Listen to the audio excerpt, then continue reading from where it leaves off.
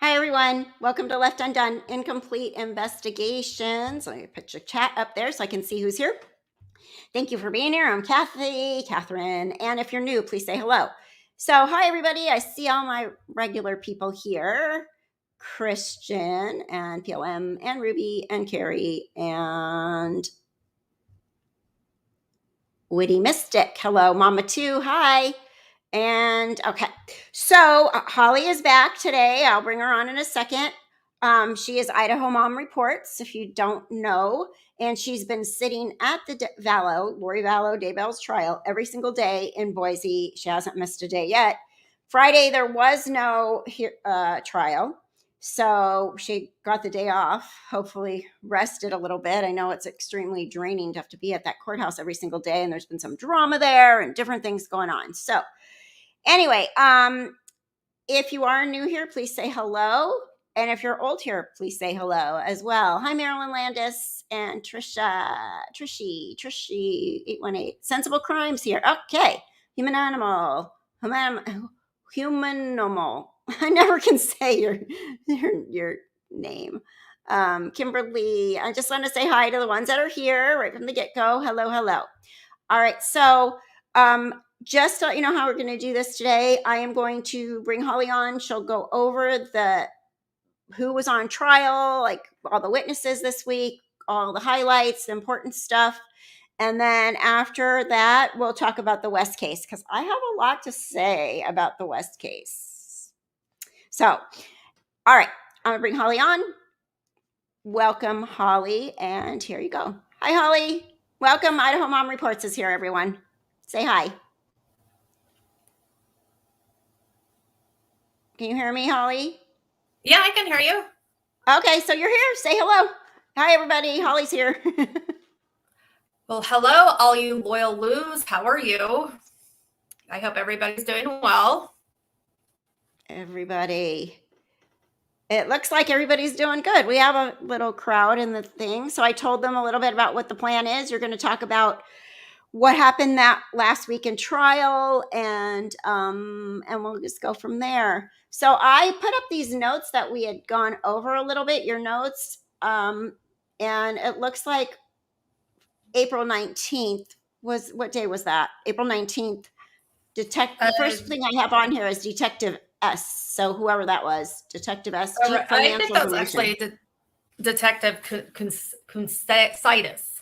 Okay. And that was actually, that would have been Wednesday. We did not have court on Monday. We started court April 18th, where we saw Dilemma and Colby. And I believe somebody else. But April 19th was, so that was Wednesday. I didn't put, so your notes are in there for that, but I'll let you just talk about that day, because I think I started copying, making the notes in the notes tab on the 19th. So tell us about the rest of Dilemma, and then Colby, and then we'll go from that. So what stood out? What stood out? Dilemma. Dilemma is a dilemma, and of course, we all have our opinions about Dilemma. And I'm in the context, though, of what the jury may see. I'm gonna have to say, after looking over things, I think she probably came across as credible, a little wacky, but credible. She was pretty consistent. Yeah, we know that she was probably lying about a lot of the stuff, and we know, and anybody who's followed the FOIA docs, yeah, she's really not a good person, and we can think that. But right now, it's important what the jury believes, I guess. And then of course we heard from Colby, and if you've, I noticed that East Idaho News actually does have they did an enhanced audio. So there's actually a newer one that sounds a lot better from what I understand. And of course, what was the audio on? The audio for Colby, there's Colby's testimony, but during the testimony, we heard the audio of the jail phone call between he and his mother, Lori Vallow, and Lori Vallow Daybell. And of course, this is during the testimony where we did see Lori did have, she actually had some Kleenex. From where I was sitting on that particular day, I couldn't exactly see how real her tears were, but she was going through, at least going through the motions, wiping her eyes. And of course, you could just feel the heartbreak, and poor Colby, of course. And, that phone call was really powerful. I imagine it would still be powerful even if you weren't in court, but of course in court it was very powerful. And the defense actually, as far they didn't really, I've yet to see them really beat up on anybody. When it came to Zalema, it was maybe some questions of clarification. With Colby, they did cross-examine. It was more to bring out to show the jury that Lori and his mother growing up, that, that she wasn't always like this, that she perhaps maybe trying to get the jury to see that there are some redeeming qualities in Lori. Asking, according to Colby, she was a good mom who gave him a good foundation, who did teach him about Jesus. She never taught him about zombies or any of her newly found beliefs that seemed to have driven these horrible crimes. Then April 19th, we had 5 witnesses. Did anybody want me to answer any more questions, or I didn't want to get too far ahead? I don't see any questions. So go ahead. So April 19th, okay. The next day. Okay, go ahead. Oh, sure. Because I know everybody wants to hear about the West trial too. So we'll get there. Myself. Okay. Okay. April 19th. That was Wednesday, and that was. And by the way, I can see why we did. Why Judge Boyce gave the jurors a break on Friday, because there really there's a lot of money, a lot of information, and it's also very emotional and heavy information that they've been listening to. On April 19th, they heard from 4 law enforcement officers, and of course, April Raymond in the afternoon. The law enforcement officers were Detective Consitis he was from, and actually he'd started testifying the day before. He's that really big guy. He's sizable. I don't know if I described him quite that way, but so imagine that when he did break down, towards the end of his testimony on Tuesday, he did break down a little bit. And, of course, the contrast from this big, tough detective to break down when he's talking about finding Tyler and JJ's bodies. I'm sure the jury was very impressed by that. I know I was. And the next day, Detective Consitis continued. Then we also heard from Mike Douglas, Scott Cowden, Ariel Werther, and Cassandra Yinklin is, I believe, how her name is pronounced. And Mike Douglas, Cowden, Werther, and Yinklin were all from Chandler, and they were very. As we know, the 404, the Chandler stuff keeps coming in. And of course, this is a point of contention, and Lori's attorneys, every chance they get, with every new witness, they object to as 404B evidence, and as they feel it should be excluded. But of course, they are doing it. They're objecting for the record. Judge Boyce makes a note that, of course, they're doing their job. And I think it makes me glad that Lori seems to have that 404B evidence is, I think the reason that they're bringing it up, the prosecution wants them to see that the whole story about Charles, and it's allowed, but they keep objecting so that it's setting the stage for an appeal later on, because they're not supposed to really judge anybody on, or they can say, they brought in all this stuff that hasn't been charged with. Right. So I'm just explaining so they understand. Right. And I was somebody that before I came, I did not expect that any of this would be allowed, but it is. And with the idea that it is showing motive and it's showing a pattern. And of course, every chance he gets, we heard from Judge Boyce, he's giving instruction to the jury not to consider, this as something that Lori did or as guilt, as it's more, it falls within the exception according to Judge Boyce. And of course, this could be something that it will be appealed later. So, but we can't really blame the attorneys for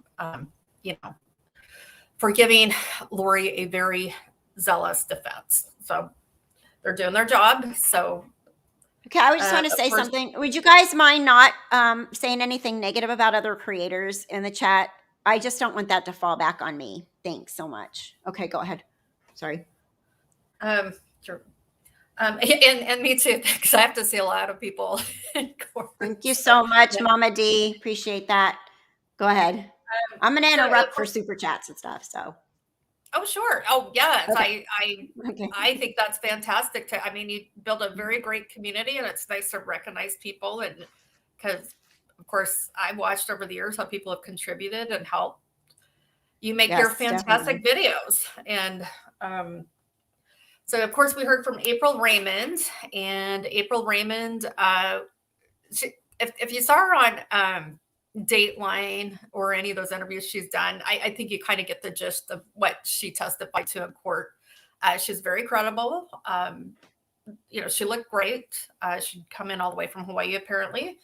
And she was one of the witnesses that the media had followed her out to her car in the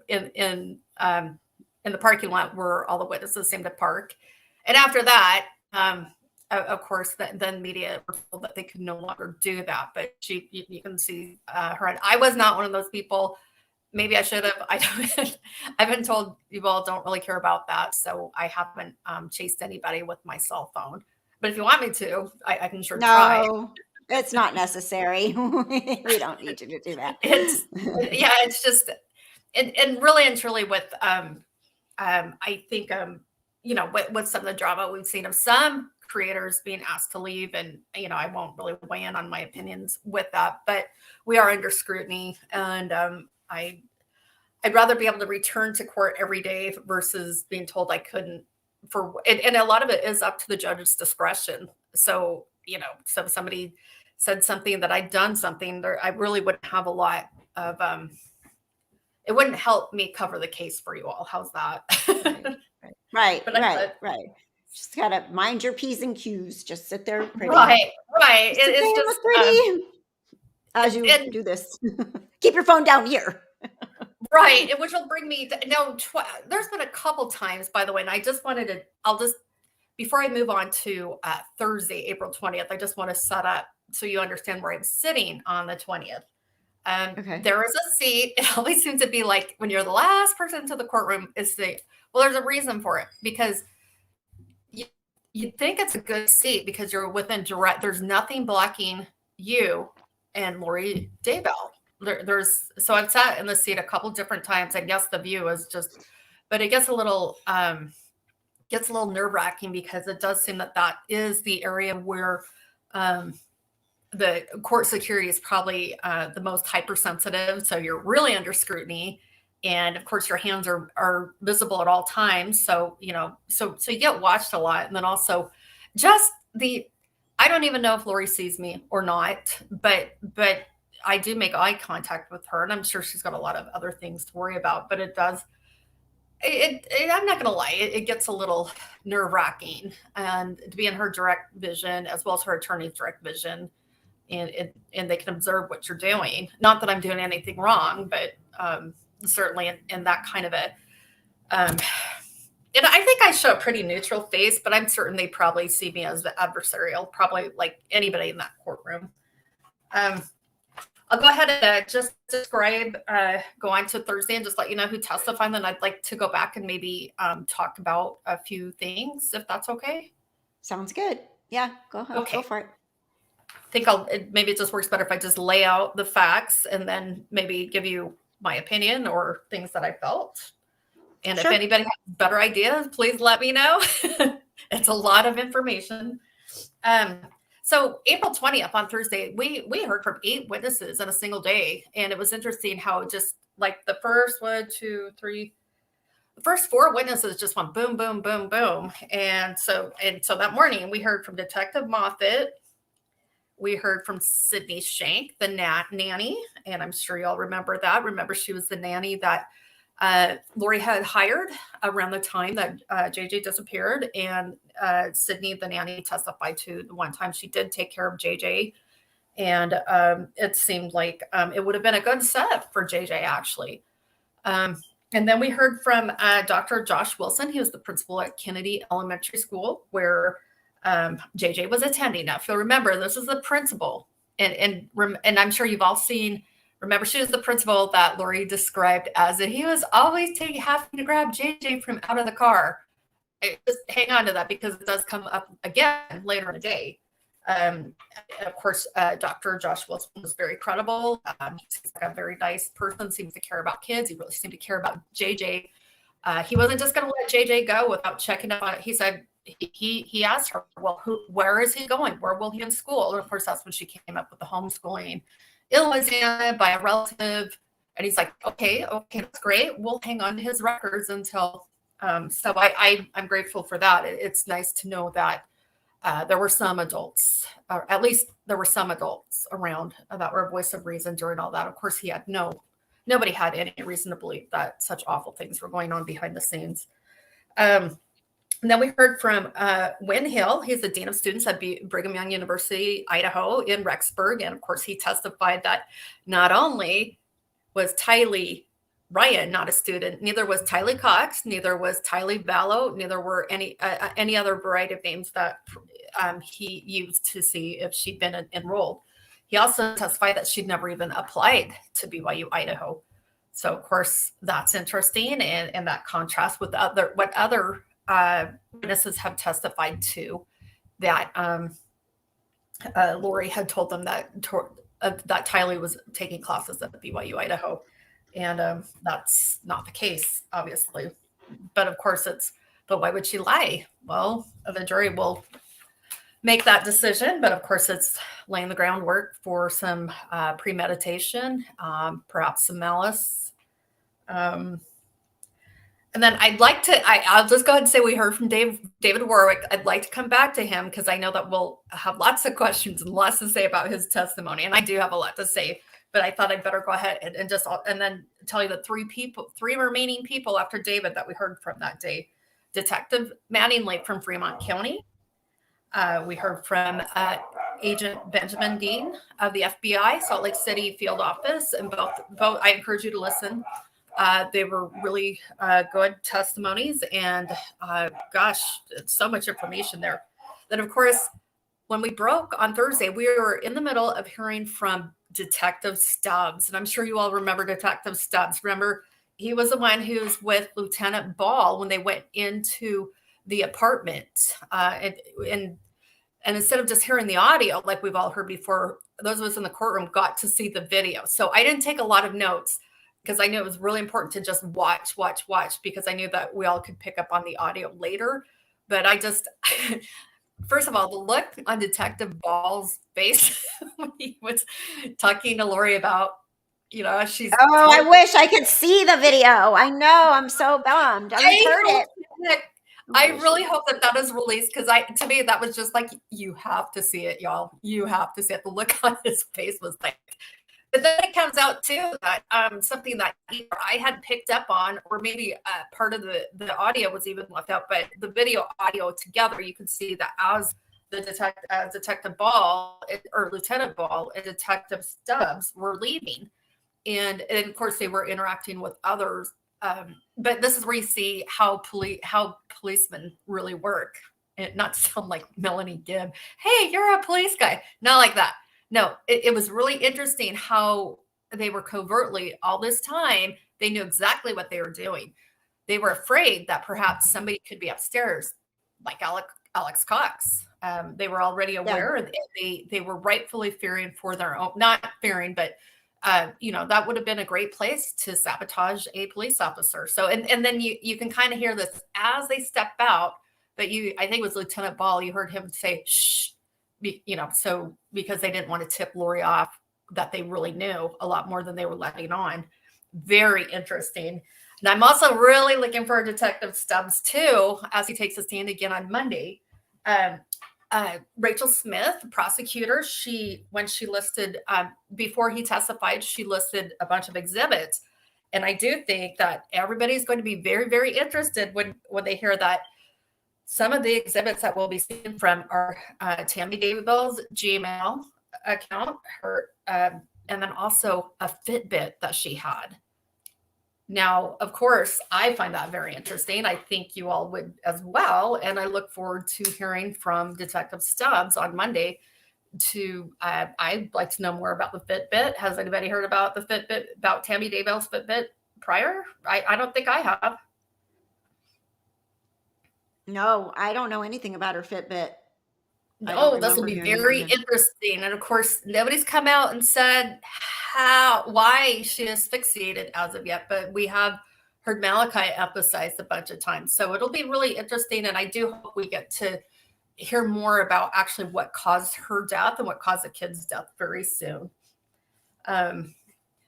Should we take any questions about David Warwick, or can I let you know my thoughts? Well, so basically, though, with David Warwick, they tried to get him not to be able to testify. Why don't you explain that? Right. Okay. So David, now I want you all to know that this, if you would have heard this part, those of us been following the case, we all probably like me. I had my, and I would never be on the jury because I'm biased towards David Warwick, and that's a fact. I just am. He shows up, and it's the exclusionary rule. It's like, oh, this has to be good. And sure enough, David had admitted that he had heard 45 minutes of his wife's testimony prior to him coming to testify. And of course, this is a big no-no. And Lori's attorneys strongly objected to David, being that David had violated the court's order on this. And the prosecution, and by the way, keep in mind, this is all outside of the jury's hearing. So this isn't happening in front of them. If it had happened in front of them, they probably would have maybe seen David probably like we do. Like he's kind of not very trustworthy based on just on that alone. Just how he was explaining how he'd watched 45 minutes is kind of, yeah, right, David Warwick. Anyway, I feel like he was trying to get out of testifying, though. Like, oh, I'm going to do stuff wrong to get out of this. I don't think he wanted to testify. You're absolutely right. Like purposely, like hoping that would be a reason. Oh yeah, I did everything wrong. Can I go now?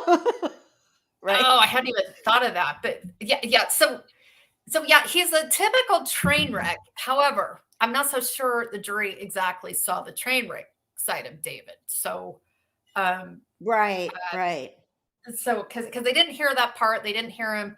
And I see that. Did David Warwick seem like a religious fanatic? I'm trying to put that in the context of what the jury saw. I would say, yes, of course, in the way that it would be presented to the jury in that way, I think is that it was one of the few times that we see actually Archibald cross-examining in the entire trial, actually. So he did cross-examine David, and he was asking because David throughout his testimony had been aligning his beliefs with more mainstream Latter-day Saint versus saying, oh no, I never believed in the 144,000. That didn't come from the prophets, so I didn't believe in it. And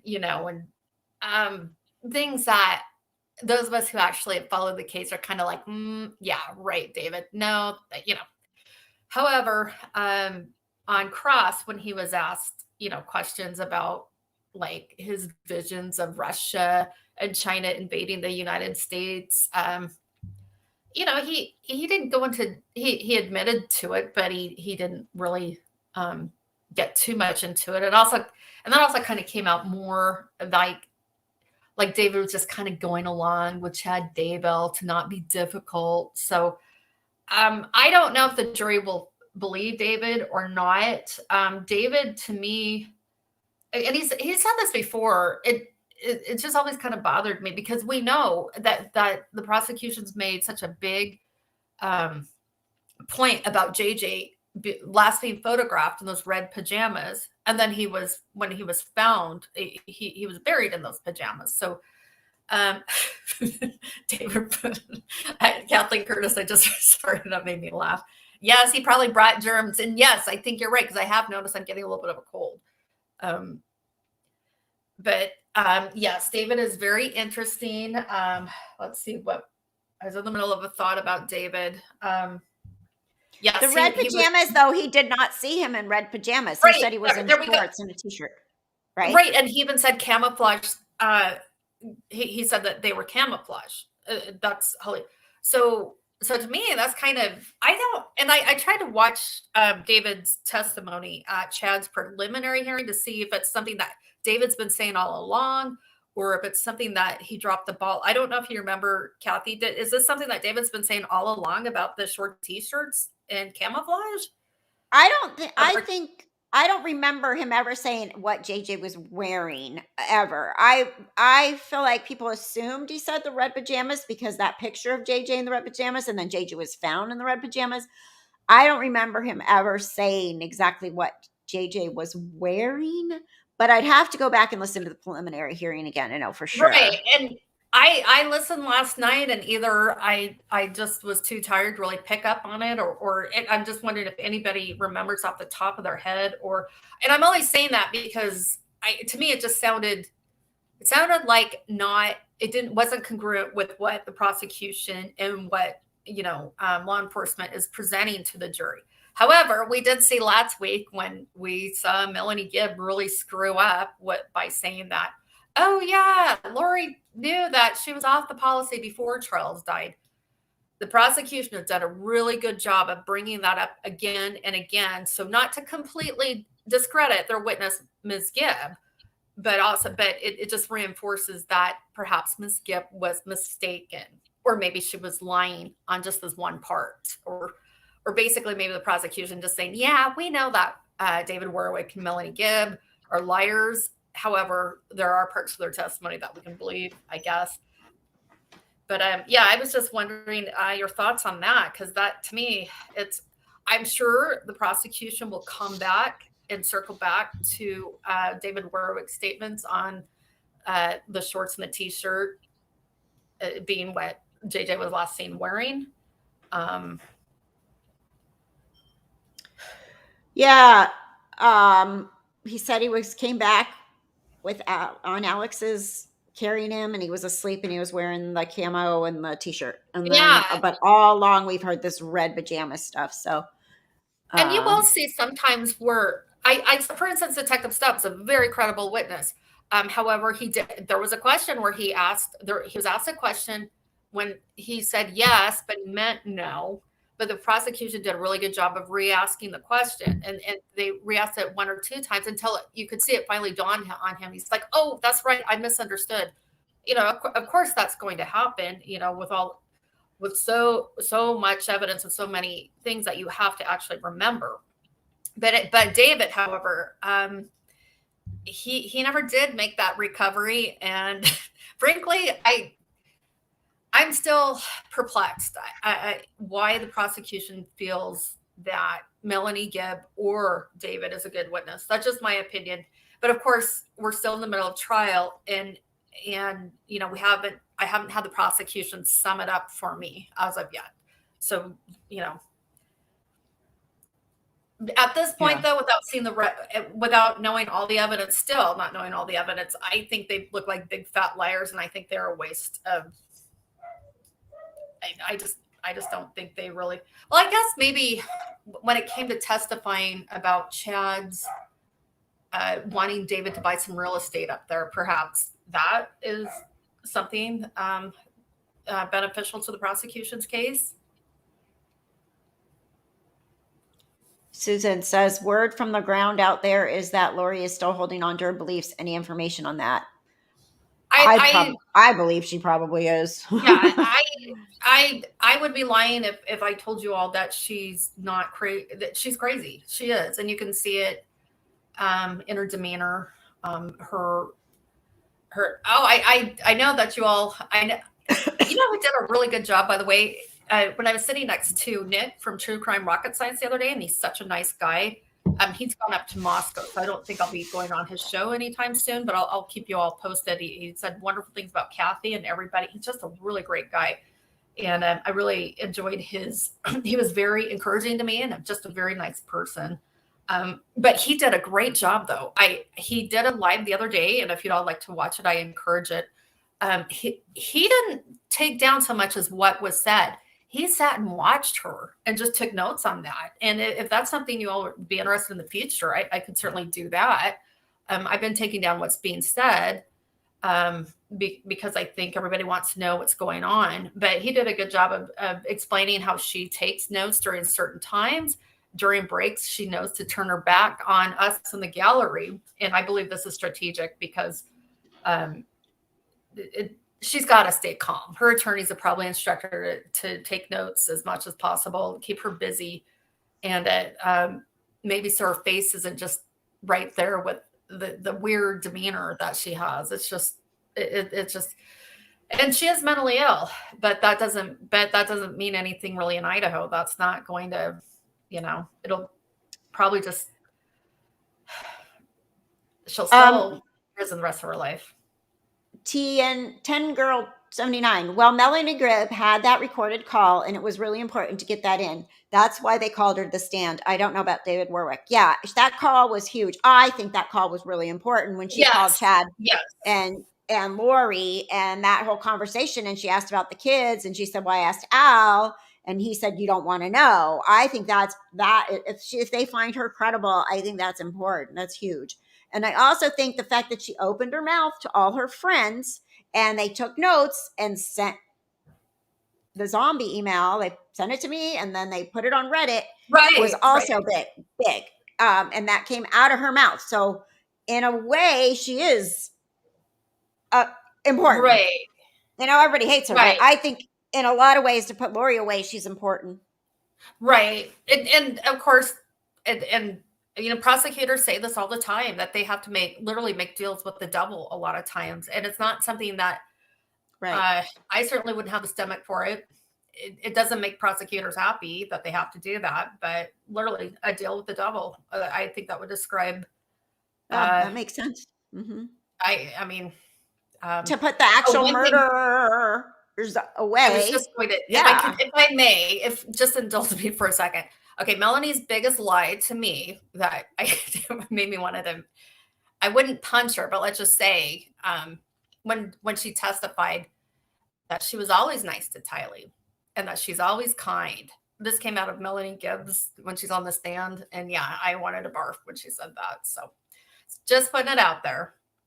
But anyway, that was last week. This week we had David and I should probably mention, well, they're married, and this is David testifying. So he testified because that he had listened because Melanie's upset with him. And it's the usual word salad. What the hell are you talking about, David Warwick kind of stuff. So they're married, but he still lives in Pleasant Grove, Utah. She lives in Chandler because they both have to give attention to, he didn't say kids, he just said family. And, and of course, we all know you can never say for sure what's going on with somebody's marriage, but to me, it seems like there's trouble in paradise. So, I'm guessing. They've been doing that for a long time, though. She's been in Arizona and he's been in Utah. That has to be at least a year and a half now. When I talked to her friend, I asked her because everybody had the big rumors that they were divorced, and her friend called her, met her, had coffee with her, and then her friend called me back and said that they are going back and forth. She's in Arizona a lot because her kids, and staying in Arizona a lot, but she does go back and forth to Utah. That's what I was told straight from her friend. David also said that he was sick, and it was the usual. He's hard of hearing, and I did catch a little bit of Crushes live, and she really dislikes David, and she's like, "Oh yeah, that's how it always is with this guy," and I think she's right. I personally do not find him credible, but I think I'm basing that too on things that perhaps the jury won't hear and has not already heard. So how the jury sees him, I am not certain how they'll see him exactly. but and then what was I? Oh, back to Melanie and David. Their marriage. Kathy, I wanted to ask you. So David testified like 3 times that their marriage date was, he said 12/12/21. To me, I think he meant to say 12/12/2020. Do you happen to remember? I don't remember off the top of my head, but 21 makes more sense to me I thought I because saw it. we've been following the case for quite a while when they got married, and 12 12 Okay. 20 would have been I don't know actually, but Yeah, I feel it's like just it was for a something. while, maybe 12 12 20 because that would have been still a year after we started following the case. So Right. So I saw another creator had said 12/12/20. And but of course 12/12/21. Now that's a date that for sure would have been like, I mean, that would have had to have been well, like so significant. Melanie Gibb brings it up in that one police interview. I haven't put that on Afterglow yet, but the one police interview where they interview her, she says, "Oh, everybody said it adds up to 144,000 or something like that." So, and she goes, "I didn't even realize. I didn't even know. I didn't know. Everybody's so blah blah blah." So, 12 12 20 a year after Tammy dies.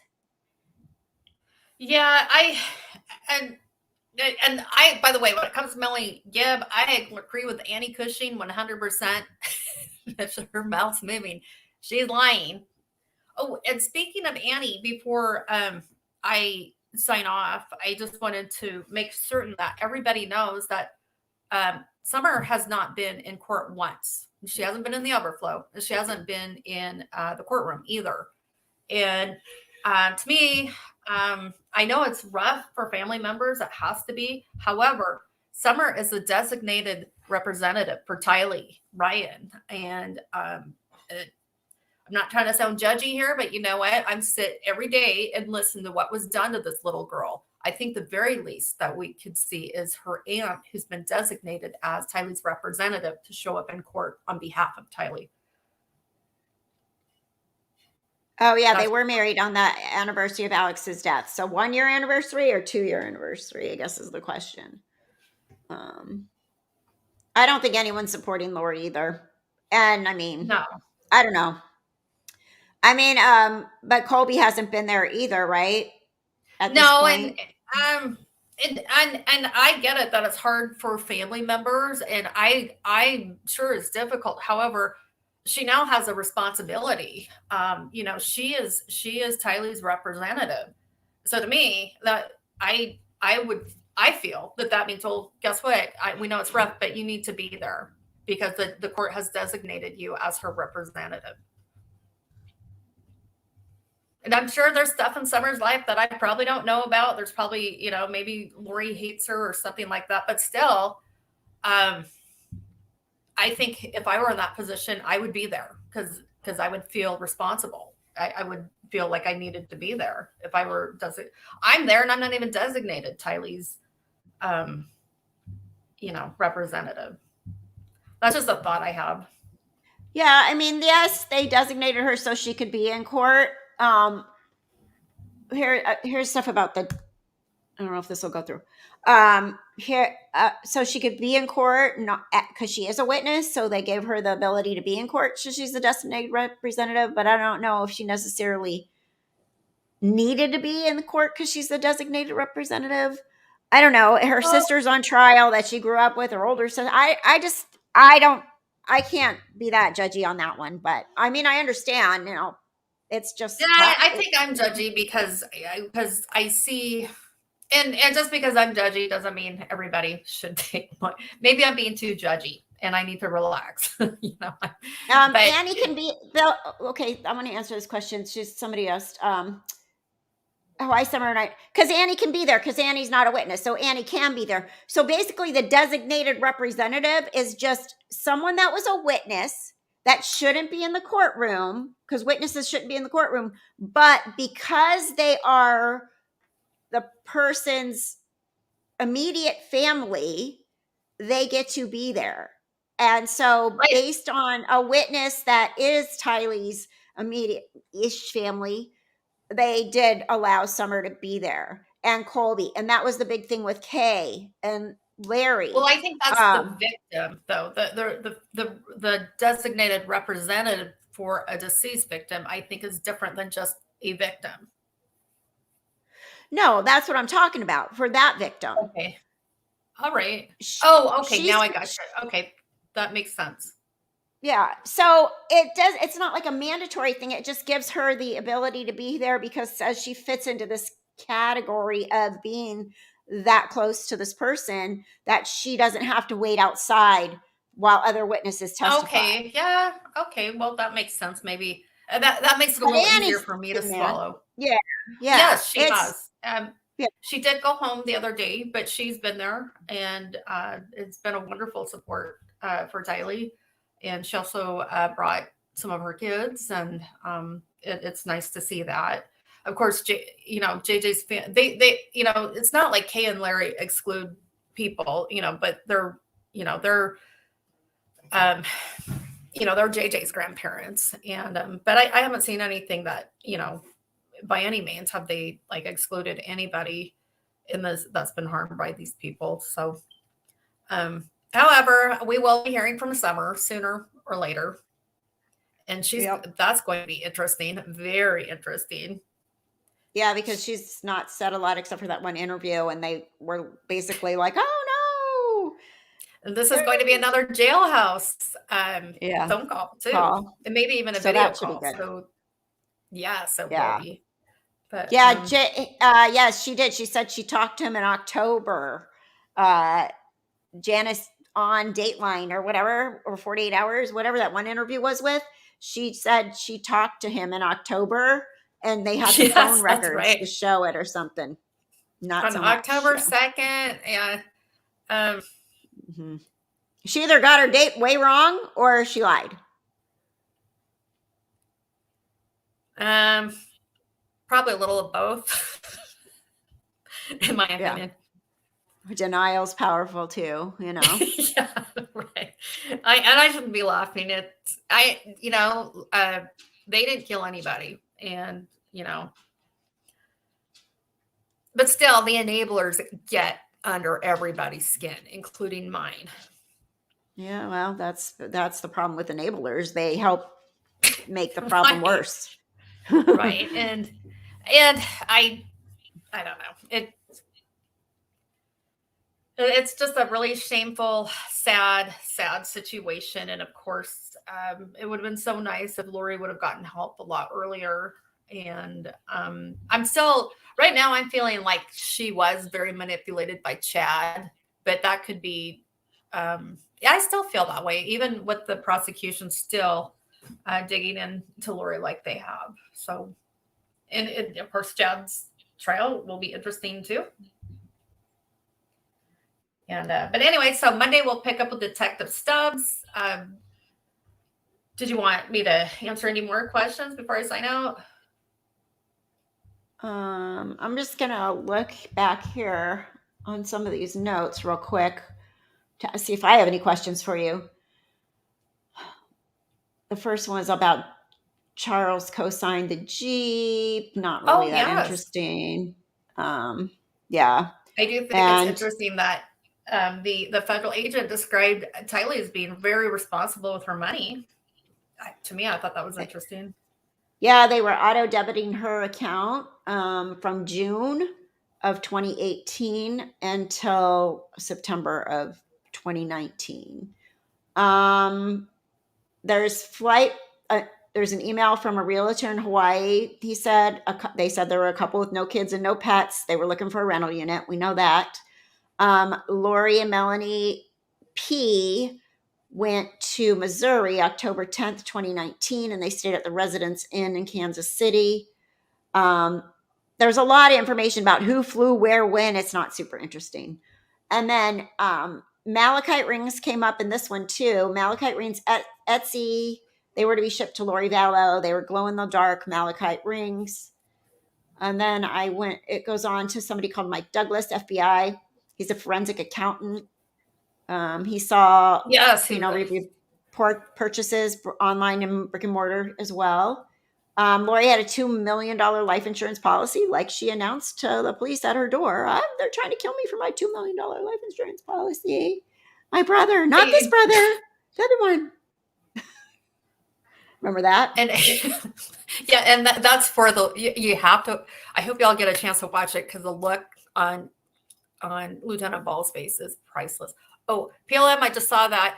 Thank you for advocating for us. And no food trucks have arrived to the court, but thank you for helping us. She tried.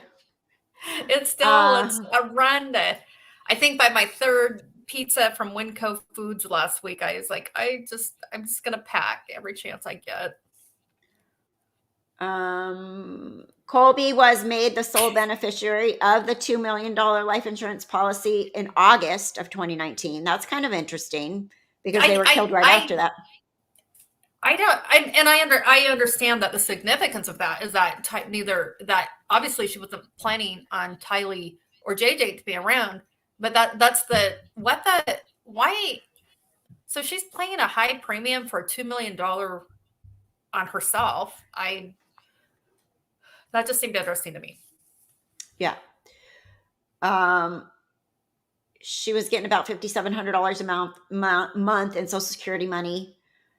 And then, October of 2018, this must have been Joe Ryan's death benefits. They went to Lori's account. It was $65,000.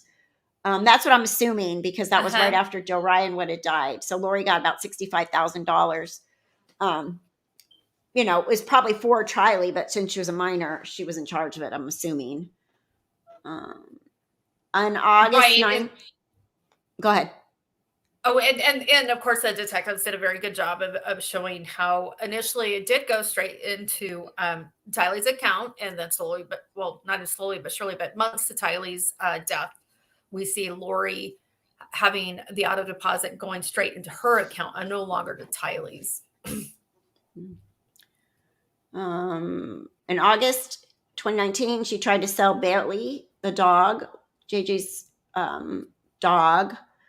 Yeah, selling an autistic child's service animal. Yes, that's. I think way back when, that's where I was like, oh, this woman's evil. That's bad. Yeah. And then it goes into saying multiple attempts to purchase malachite rings. They're making they're not just saying rings, they're saying malachite. Malachite's going to come into play here. And then you guys are all going to throw me a party because that's right. That's right. Just say it. You weren't mistaken about the zombies. So I really, in any case, by the way, before I forget, I just thought I'd bring up too. I know that we mentioned Chad Daybell disciplining JJ, and we went over that last week and how inappropriate that was and how sick it is. But according to David said that he was there, he saw it, or he'd heard about it, I should say. But when he looked at Chad's neck, according to David Warwick said, "Oh, well, that was just a superficial type of wound." Of course, David totally missing the point right there. Why would I doubt any. Yeah. But he did say, well, it was just a superficial wound. But it's like, yeah, David, you're missing the point. But Alex Cox ended his employment and took out a $21,000 loan somewhere in there. Yes. So he quit his job to go move to be with Lori and be this protector person or whatever. Yeah, and even took out and that's what he lived off of those last few months too, is that $21,000 loan. So September 18th, 2019, they bought a Walmart cell phone, burner phone for $42.19 at Walmart. Yes. And Lori and Alex had a joint account from February of 2019. Then this investigator, this is all the stuff he found. July 12th, the mortuary call from from Chad about Charles, the day after Charles was killed. That's a stupid call. Mr. Chad, what does he call him? Duvall. Oh, what's your name? Oh, Chad Duvall. Yeah. From Iowa.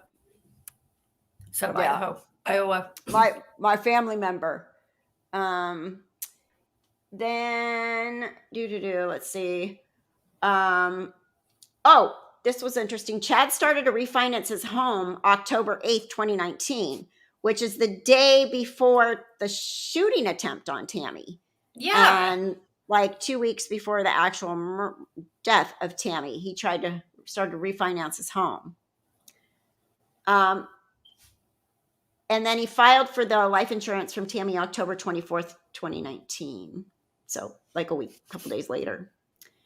And he transferred $8,000 to each of his 3 oldest children. And that was all happening when when the house was being searched. He's transferring money to, here's 8 for you, here's my money. And then he had 4,400 left. Yeah, he left 44 in his account. They went to Knott's Berry Farm. Lori had a ticket as well. So Chad and his 5 kids and Lori, and sounds like they all went to Knott's.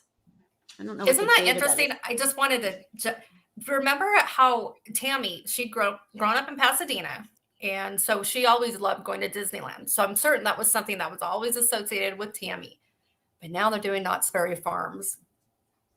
Just part of the crazy cuckoo. Just one more thing that I noticed. Yeah, maybe maybe the kids were like, not Disneyland, but let's go have fun. I mean, they're right next to each other, but still. Right. It's just, and I've been to both, and I like both, but Disneyland's a little more well-known. And but anyway, I think I prefer to be the Disneyland mom. Knott's has better roller coasters, though. Knott's has way better roller coasters and those kind of rides. Yeah. I mean, and they're older kids, so who knows? Yeah, I don't know what they're like.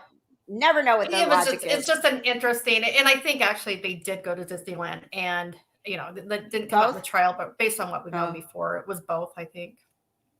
And that was that one. Then they went into detectives and the paramedics that were in showed up when Charles was shot on scene. That one, Detective Werther, he said he called Lori during the shooting incident. That's right. And between Lori and Charles' phone, there was evidence of where she went and when. And he also got the Burger King video evidence. At 7:42 a.m., Charles' phone was actually still there at that house in Chandler. At 7:54, it was out of the house. At 7:56, she was in the drive-thru at Burger King. And that at 8:15, she was near JJ School. I guess JJ School is about 7-8 miles away. 8:32, her phone is at JJ School. And the initial 911 call from Alex was at 8:36 a.m. And then Lori was on the body cam back at the house at 8:48. She also went to Walgreens, got flip-flops for both her and Tylee. So did they leave the house barefoot, I'm wondering? I'm thinking they did. They ran out of there barefoot. I believe so. It hasn't come up in the trial, but that is interesting. And I was like, did they have blood on their feet, or was it because they ran out that barefoot? Or did they throw the other shoes away that they were wearing because they might have had some blood on them? I don't know. But that was just my question. And I've been wondering that myself, and it really wasn't brought up so far. Maybe it'll be brought up some other point in the trial, but that is a question I have as well. Kimberly, I've never heard anything about a suicide pact. Anybody else had heard anything about that? I've never heard anything about that. I not confirmed, but I think I had heard that rumor. And maybe that's the $2 million, but that just seems so not like Lori, though. That's just so $2 million to Colby would have to have benefited her in some way, because that's how she operates. I think they bought flip-flops because they didn't want to look like they ran away and show back up with the cops there barefoot. I mean, because then they'd be like, can I go in there with my husband laying on the floor and get my shoes because it's really hot out here? I'm going to burn my feet. It's Arizona. It was July. Like, you cannot walk barefoot even 2 steps out the door. Because it's not like I don't. So they flee the house with no shoes, and so I don't get it. I just don't. I mean, they That is absolutely one of those. cannot walk on the ground in Arizona in July. You can't. Right. So Today it wasn't even 100 out here, and I burned my feet trying to walk to my pool. I'm like, I don't have my flip flops on. So yeah, I really don't think they flood the house without any shoes on at all. And if they did leave with shoes off, that's weird. I don't know. Maybe, I hope because it that's was like early in the something. morning, though. It was first thing in the morning. So Right. I So don't. yeah. Obviously, they're not very good planners. Number one, yes, they planned to shoot Charles when he was there, but obviously there was some drama with Lori and the phone and trying to get the phone. Whatever happened with all that, but There's nothing there. And I hope it does. What I really hope is all these answers, all these questions that we have, we get answers for. But I guess I'm also preparing myself that there's things that we just may never know the answer to. Yeah, see, I don't know, Jenny. You can't walk barefoot out there. So then maybe it was because there was some evidence on their feet, their shoes that they were wearing. I don't know. I'm confused. I did hear something, and that hasn't come up yet. That they stopped and threw some trash where Summer's husband worked. So I'm wondering if they threw those other shoes they were wearing away there because they got that on I've some heard kind of that video. too. That's I can't remember if that was something that Annie broke down in one of her lives, or if it was something that was in the FOIA docs, or maybe both. But both are. And Annie does such a great job that I could see that. Oh, also, we do know from the trial that actually that Tylee was working for Summer's husband for a time. She worked at his chiropractic office after she got her GED. Okay, so we missed this. So they bought the flip flops were for JJ. What time did they go to Walgreens then? Came out on trial that it was JJ that was barefoot, but I thought they bought 2 pair of flip flops.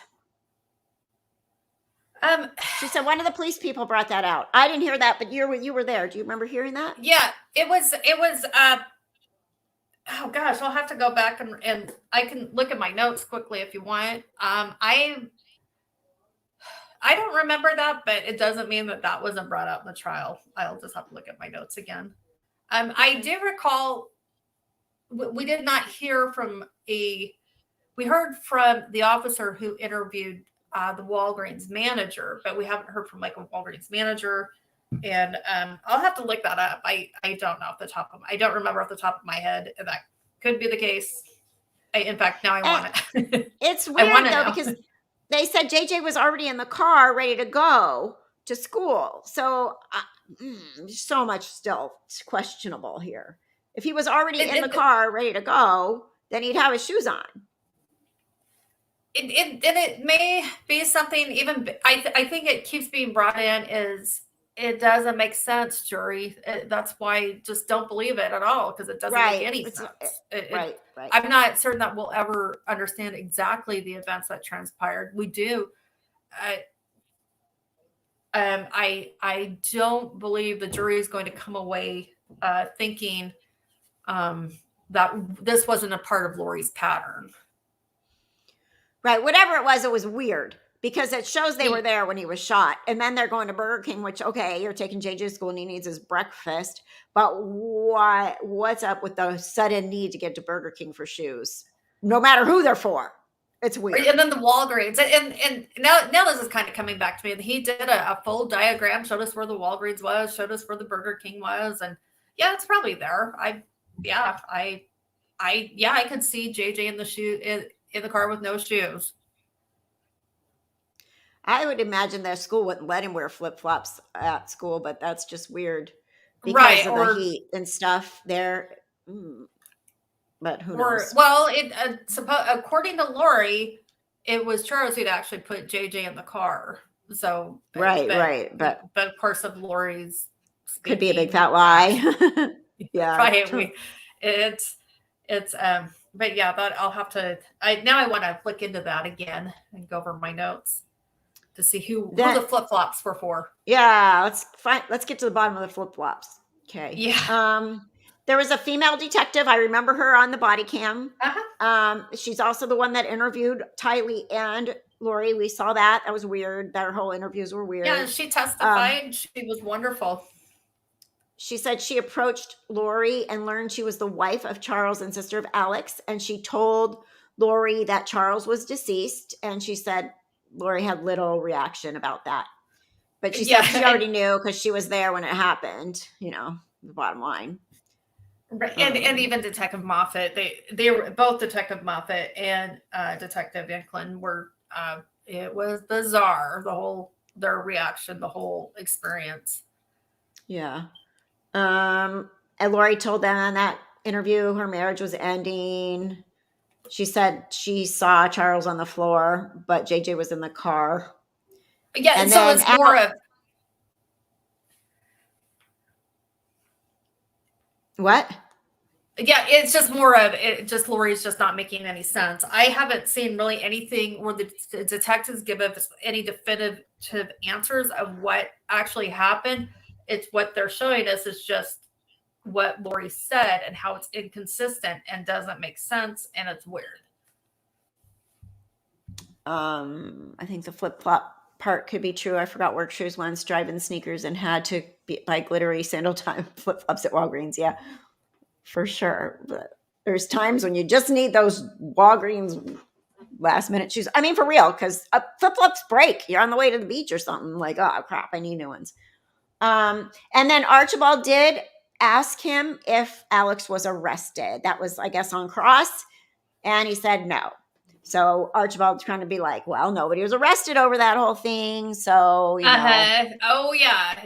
And Archibald has made what I feel are some good points here and there. And, from a defense perspective, that seemed, and who knows what the appellate courts will believe, what we'll say about all that evidence, all of this evidence coming in from Chandler anyway. Yeah. I know, lots of evidence from Chandler's. Then I have the notes about April Raymond. They asked her about pre-trial publicity, asked her if she was watching anything related to the trial. She said she watched an interview, a little bit of an interview with Justin Lum and Lori's cousin, but she didn't finish watching it. It was initially, it came across to people that she was contacted and had an interview with Justin Lum. But someone forwarded her via Facebook an interview of Justin Lum and Lori's cousin. She started to watch it and she didn't finish it. So that's what happened. So Justin Lum made a statement. He never reached out to April Raymond, and she never said that either. So that isn't. But it did come across like that at first. A lot of people were confused. Yeah, it just came. It was out of the jury's presence, and it was one of those. The whole exclusionary rule, and she'd contacted. Apparently, she'd only watched 5 minutes of it. Somebody'd sent it to her on Facebook Messenger. Right. Laura, she said she lives on Hawaii for 18 years, but she's actually from where she said that she lives. She's on the Big Island. She's not in Kauai or on Kauai anymore because she said Kilauea or wherever she said is not on Kauai. It's on the Big Island. And I know she did move back to Utah for a little bit, but maybe she always had a house in Kauai, on Hawaii as well. She just said it's been her home for 18 years and, Yeah, but she did move back for a fact. And for, I think anybody with familiar with, the LDS religion or LDS culture, imagine, and this was like 2015, 2016, April testified that Lori was the primary president, and she called April to be her first counselor. I mean, how surreal is that? I mean, can you, I don't know what any of that means. I don't know what that means. But it's just somebody who's they're just with the kids from ages 3 to 12. They do like a 1 week activity kind of a thing. They, teach. Basically they're teaching kids and songs and stories about Jesus from the Bible and the Book of Mormon. Is it like Vacation Bible School for? Right. Yeah. It's like Vacation Bible School. I think that's perfect, except for instead of just being in the summer, it's once a week. Okay. Because I've been to both. So I would say, yes, that is true. And then she said they met at church. She knew Charles. She would do Lori would do April's hair. She said that Lori told her Charles was a demon named Nick Schneider. And then she said, "How do you know?" And she said, "Because he's shorter than Charles." So Ned or Nick or whatever, Ned Schneider, this one, because he's shorter. So Yeah. that Oh, makes that's no right. sense. When she said that, it was kind of, oh, yeah. The way So she he said it was actually kind of, morphs into a shorter person. yeah. Cool. And April, the way she said it was kind of like April's reaction was like, okay, whatever, you know. Oh, yes. And you're right, Mama D. BYU, Hawaii, lots of Mormons in Hawaii. Yes, right there. Yep, on Oahu, North Shore area. Mm-hmm. They have the Polynesian Cultural Center up there. It's really cool. I like that. That's really cool. Yeah. Yeah. Yeah. That's on Oahu. Yeah. Oh, my camera just fell. Yeah, it's not a big deal. And of course I'm not. It's just, it just goes to show how far Lori has fallen from grace. I'll just say. I mean, it's trippy to think that, you know, somebody who'd done so much, who had such a position of trust or whatever, or something. It's just, it happened. It doesn't happen just in the LDS faith either. This could have been a preacher. It could have been. It's just. Yeah. To me, that would just be trippy. It'd be like being told, like, a fourth grade teacher I had or something did something, or it'd just be weird. That's all. Yeah. So. Yeah. When Lori was missing, she was staying at the Quiet Beach Resort. So Lori left during that period of time, left JJ with Charles. That was when they initially were going to get divorced, and then she came back. And her, April, Melanie Gibb, and Lori had lunch in Hanalei at Calypso.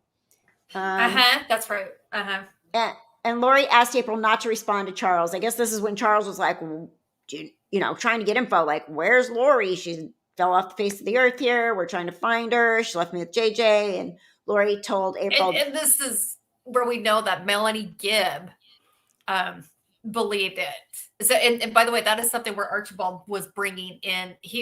This was his way of bashing Melanie Gibb. We'll just, because remember, Melanie Gibb was saying she didn't really believe it. Not according to April Raymond. April says, right, yeah, that's right here. Melanie Gibb confirmed that Charles was possessed by a demon. So they're having lunch. I can just picture it.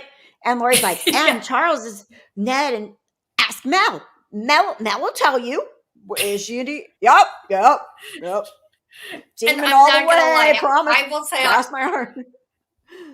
I actually really loved it when Archibald did bring that up, because anyway, yes, I want Lori convicted, yes, but there's a certain satisfaction, because we knew that Melanie Gibb was lying when she was saying, "Oh, I didn't downplay. Oh, I didn't really believe it." Yeah, you did, and April Raymond says he did. Even the part about Charles being shorter. Yeah, she confirmed it all. Right. So you're ridiculous, Melanie Gibb, if you're watching this. I still thank you for testifying. She doesn't watch whatever you did, but except for David watches other creators, apparently. Apparently. Melanie says she doesn't watch anything. Melanie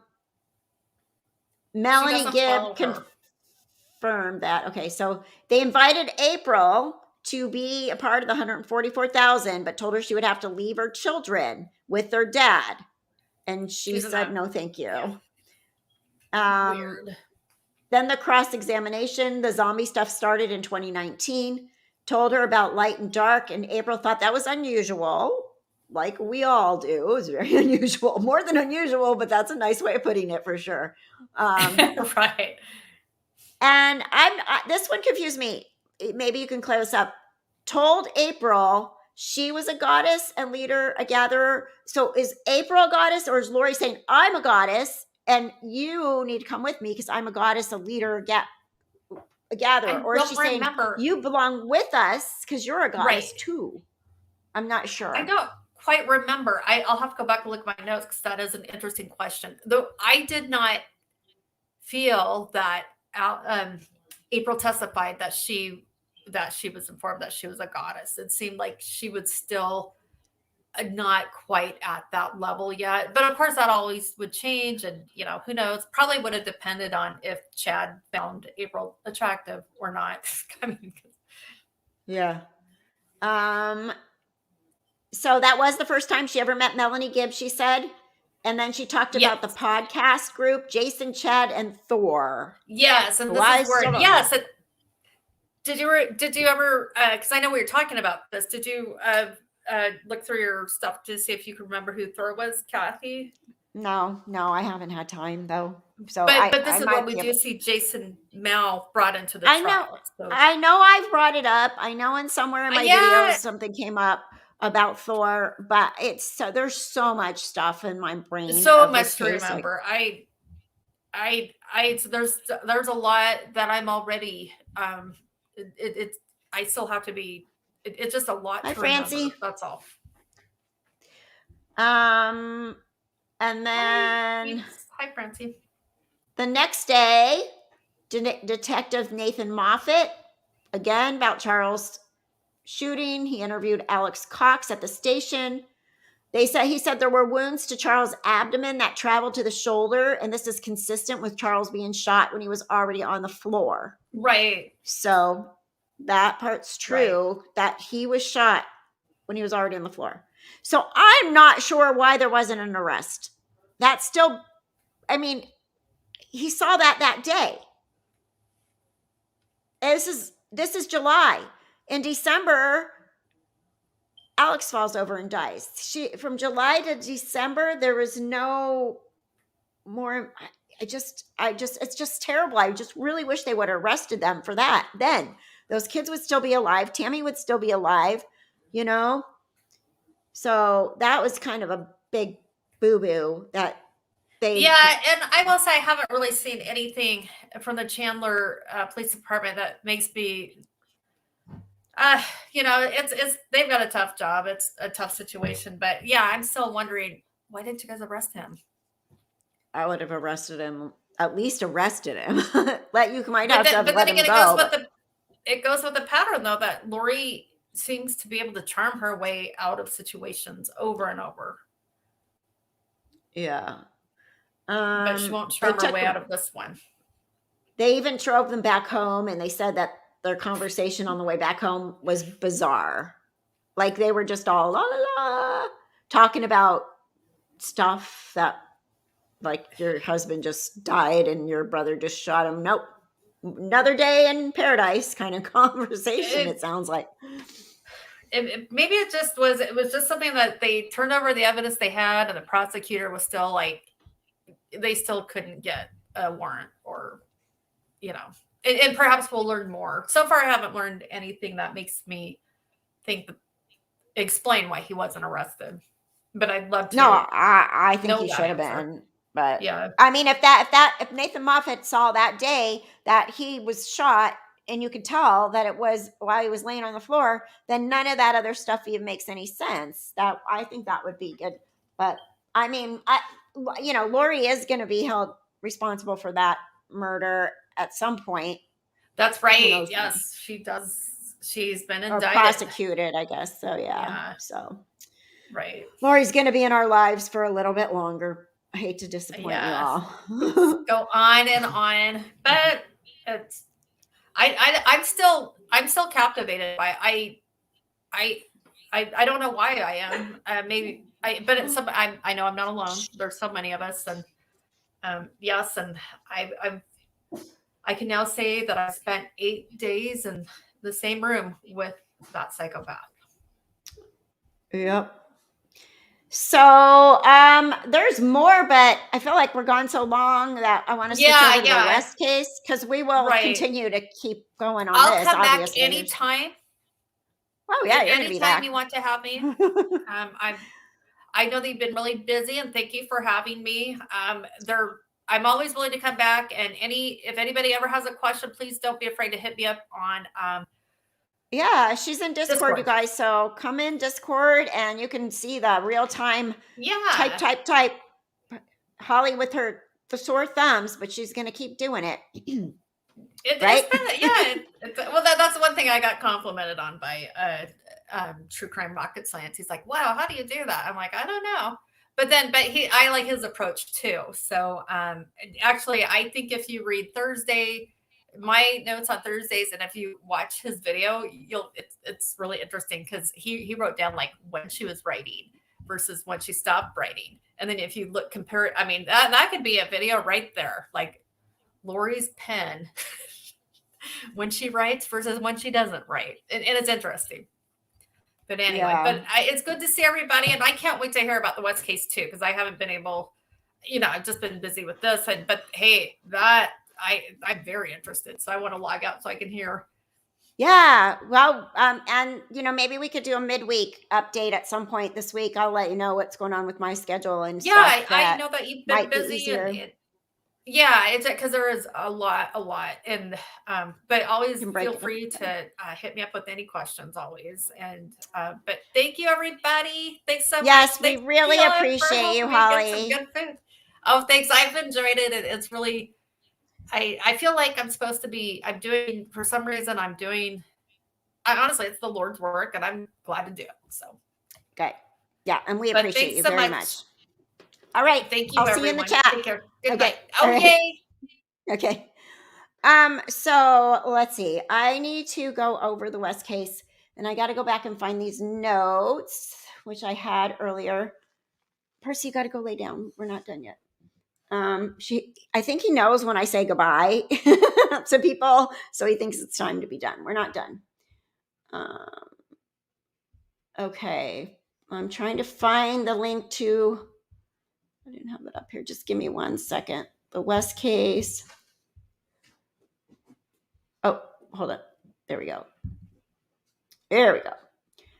All right. So just to let you know, if you're not listening to the West case, you're still going to have the opinion that the Wests are very guilty, because that is the nature of the entire case. It's been that way for a long time. Many people think the Wests are very, very guilty. But if you actually go into the court audio and listen, you can't record it. It's not recorded. There is nothing so far, 3 weeks in, that gives me any confirmation in any way that the Wests are guilty. They've not proved a single thing. So I honestly, I'm at the opinion at this point that they did not do it. They are not guilty unless some big bomb drops. If they ended the case right now and I was a juror, I would have to say that they're acquitted, because I have so much reasonable doubt from what I've heard. There's nothing. I know that there is another creator that follows this that feels like, I don't think we're listening to the same case at all. Like, there's been no bombshells. There's been no great witnesses. The initial detective walked in the door, accused them of murdering their kids from day one, minute one, and everybody else that works with him ran with it. Everybody. So I would love for you all to be able to hear this case, because it's so hard to even. Oh, thank you so much, Holly. Appreciate that very much. Thank you. It's just insane. And so there's been detectives, there's been FBI people, there's been people that have gone through their social media, their electronics. They were supposed to take fingerprints of things. They didn't. There was the first detectives that said there were no diapers in the house, but they actually did have diaper in the evidence locker that they actually started investigating and all this stuff the next year later, after they had all this stuff. There were fingerprints on the door that they were supposed to take fingerprints, little tiny fingerprints down low. They didn't do it.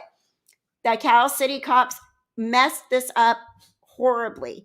If they were kidnapped, they lost so much time. So those kids are gone forever. And if they were not kidnapped, they're not proving it. They're not proving it so far. Thank you, Lori Day. I really appreciate that. Thank you so much. Oh, yeah. So, where do I begin? Okay, hold on. We got some rough notes of this. And let me see if I can get to them.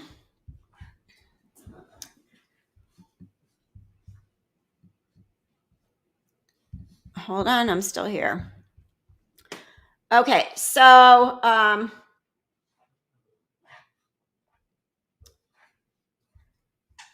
just wanted to get to the most recent stuff.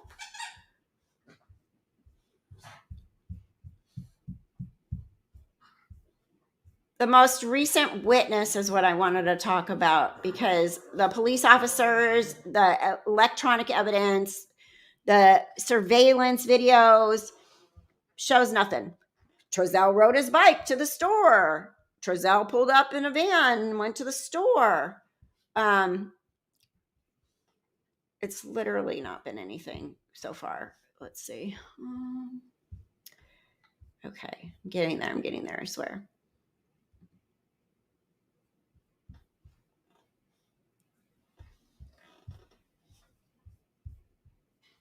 We got a lot of stuff here that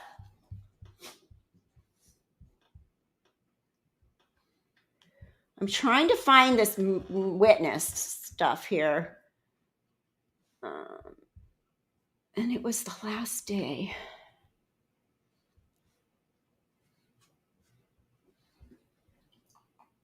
Or the second to last day.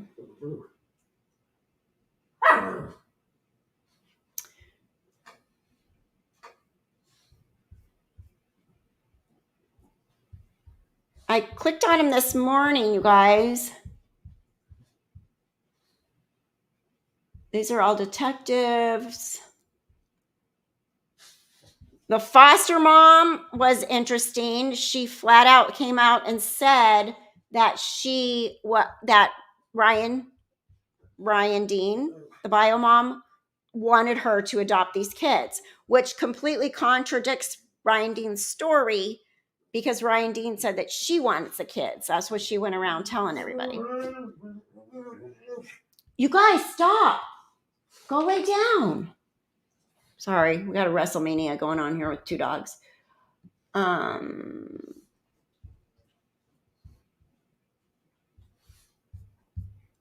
feel like this should be here, but it's not.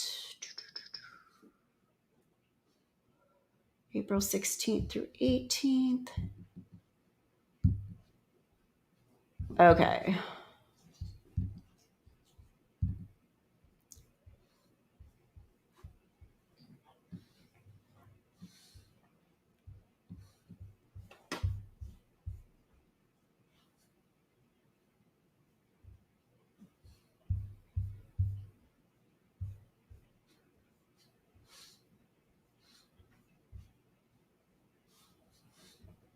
Okay, here we go.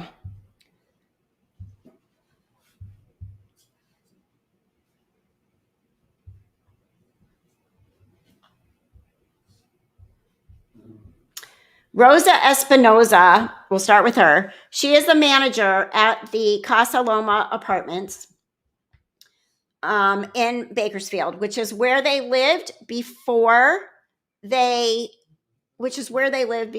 went to California City, before they moved to California City. They lived in the Casa Loma Apartments. And Rosa Espinoza was the manager there. Jacqueline's mom lived there as well, and Trazelle and Jacqueline. And then she wasn't that important. She just explained the financial requirements for living there, blah, blah, for renting from there.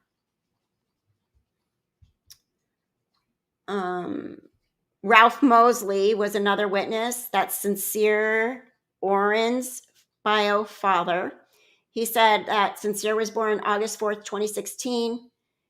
He did take a DNA test, paternity test, and he learned he was Sincere's father. Says he heard about the abduction on the news, called his mother immediately, and he went to the West's house in California City with a group of people, like 5 to 10 people who aren't family, but are family because they're good friends, close, considered like family. And he was there during the West TV interview.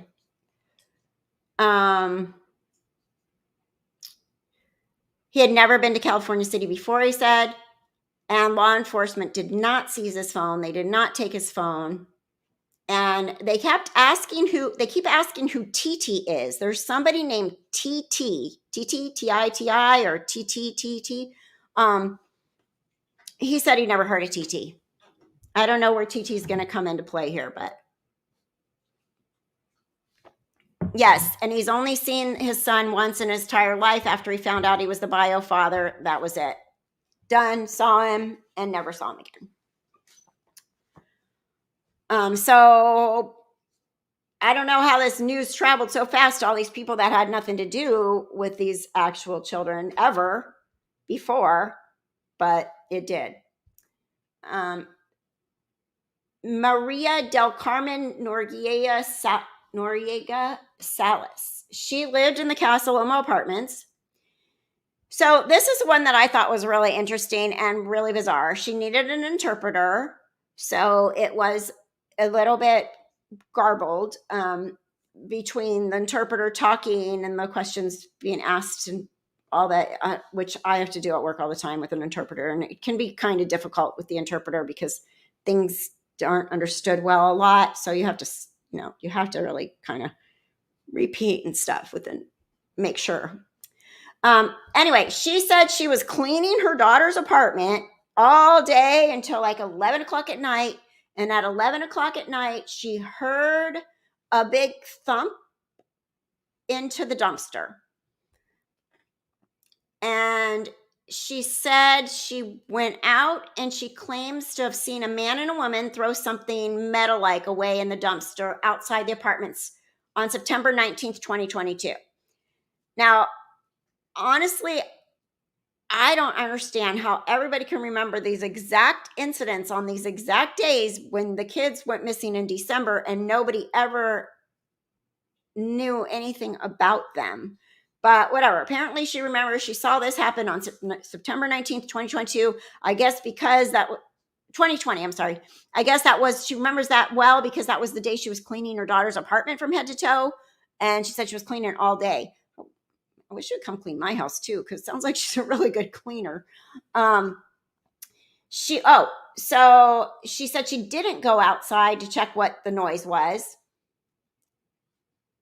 but she did see a couple walking away holding a blue cooler with a white lid, like one of those coolers that you buy at Walmart or whatever, the bottom's blue, the top's white, the camping coolers or coolers for drinks and stuff. In court, she said it was a black male and a Latina female with beautiful hair wearing a white blouse. They showed a picture of Trazelle, his ID, his DMV picture to her, and she said, yeah, that was him. That's who she saw. And she said she also recognized them from the news. She said the couple was laughing and they were talking in English. And then in January of 2021, she wound up calling the police to tell them this story. In January 2021, her questions, she said she couldn't see their faces or remember clothes, and the couple was they were both black. Now she's saying that it was a black guy and a lighter skinned female. And she said that on this, that when he turned under the light, he looked whiter. So the more I would like to be able to hear this whole thing again, because it was really bizarre. She said she had this feeling of being scared, and this isn't the nicest area of Bakersfield anyway. So I don't know. I have a really hard time with that. This witness is a great example of the long parade of nothing burgers that this whole prosecution case has made up of. She didn't look in the dumpster. So she's suspecting something really weird's going on here. She sees a couple with a cooler. She doesn't go look in the dumpster. And that was it. And then she hears a missing kids later. but they didn't find anything, so it's just another one like, okay, here comes the good witness. Like this witness saw something big. And then it's like, well, I saw people in a big apartment complex talking, carrying a cooler. Like, and even if they were moving out and cleaning things up, maybe they were throwing things away. Maybe it was them, but it literally makes no sense. I agree. How does a testimony like that? And I'm sorry, but that other creator is calling that a bombshell witness. I have no idea how that is a bombshell witness, but if that's their bombshell witness, they're screwed. They lost. They might as well just go home now. I mean, I've seriously sat here listening to this every day and thinking, I'm surprised the judge hasn't thrown this out yet. They were indicted by the grand jury. And when you're indicted by the grand jury, the only evidence that's shown to you is the evidence that the prosecution, the district attorney wants you to see. There's no other side in the grand jury. So they just indict and say, yeah, there's enough here, go to trial. But 3 weeks in, I've not heard one thing, not one piece of evidence that makes them seem like, yeah. And they said he looks white. He looked like a white man in the light. I asked my friend who's married to a black guy, I said, is your husband turned white in the light? She said, no, you can't see him in the dark and he's not much better in the light. So she's very funny. One of my nurse coworkers. Then Laura Aguirre, Maria del Carmen, her friend. Okay, so she has a friend named Laura, and she verifies that Maria called her at the time upset about this dumpster incident, and she had a creepy feeling about it.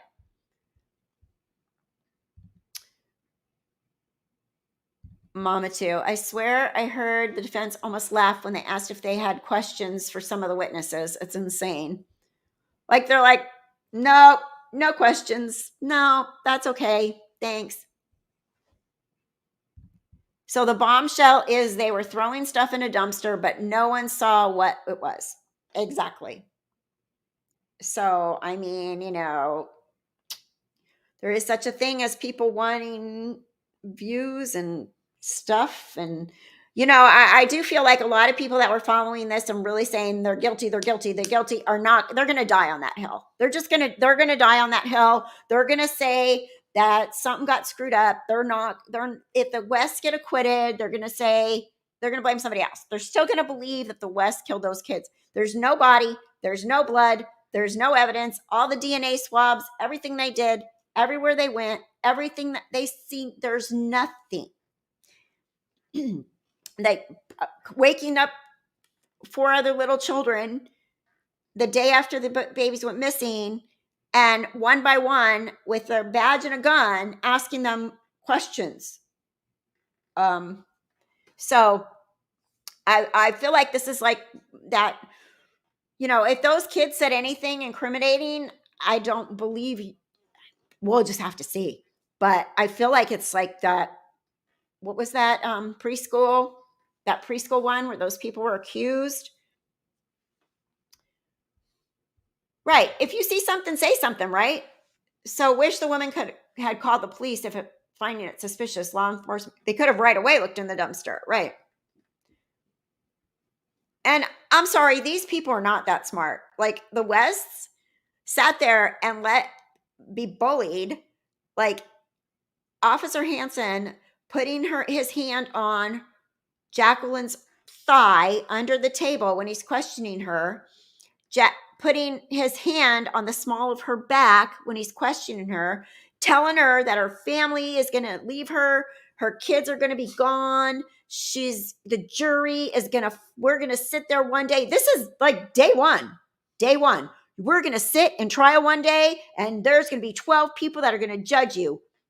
And if I find out you didn't do this, I'll be the first one to apologize. It was very intimidating. I'm watching the police officer that interrogated, or the agent that interrogated Letitia Stalk. His approach was so much more professional. Those rinky-dink cops in California City messed this up so bad. There was another car with a black woman driving, a sedan with a black woman driving, the same right before Trazelle's van is looking for the kids.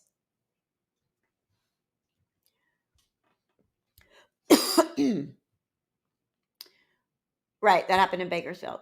The dog evidence was a total joke as well. Sadie, so the dog, the human remains smelling dog, oh my God, the human remains smelling dog was trained via YouTube videos, is what she said. Sadie is her name. She's an Australian Shepherd. She was trained with YouTube videos. She's trained to recognize human scent, not trained specifically cadaver or tracker. So she just can smell human scent. She alerted to a spot in the backyard that was subsequently excavated and found no evidence, no remains, no nothing. The neighbor's dog behind, the little Heidi, the dog that never barks, because they say she never barks, distracted Sadie. And so maybe Sadie couldn't do a good job because the other dog was barking. And the wind conditions were not ideal for Sadie. So Sadie is an amateur. Amateur. Not quite the dog you want to find your dead children or dead children. Again, another ridiculous joke.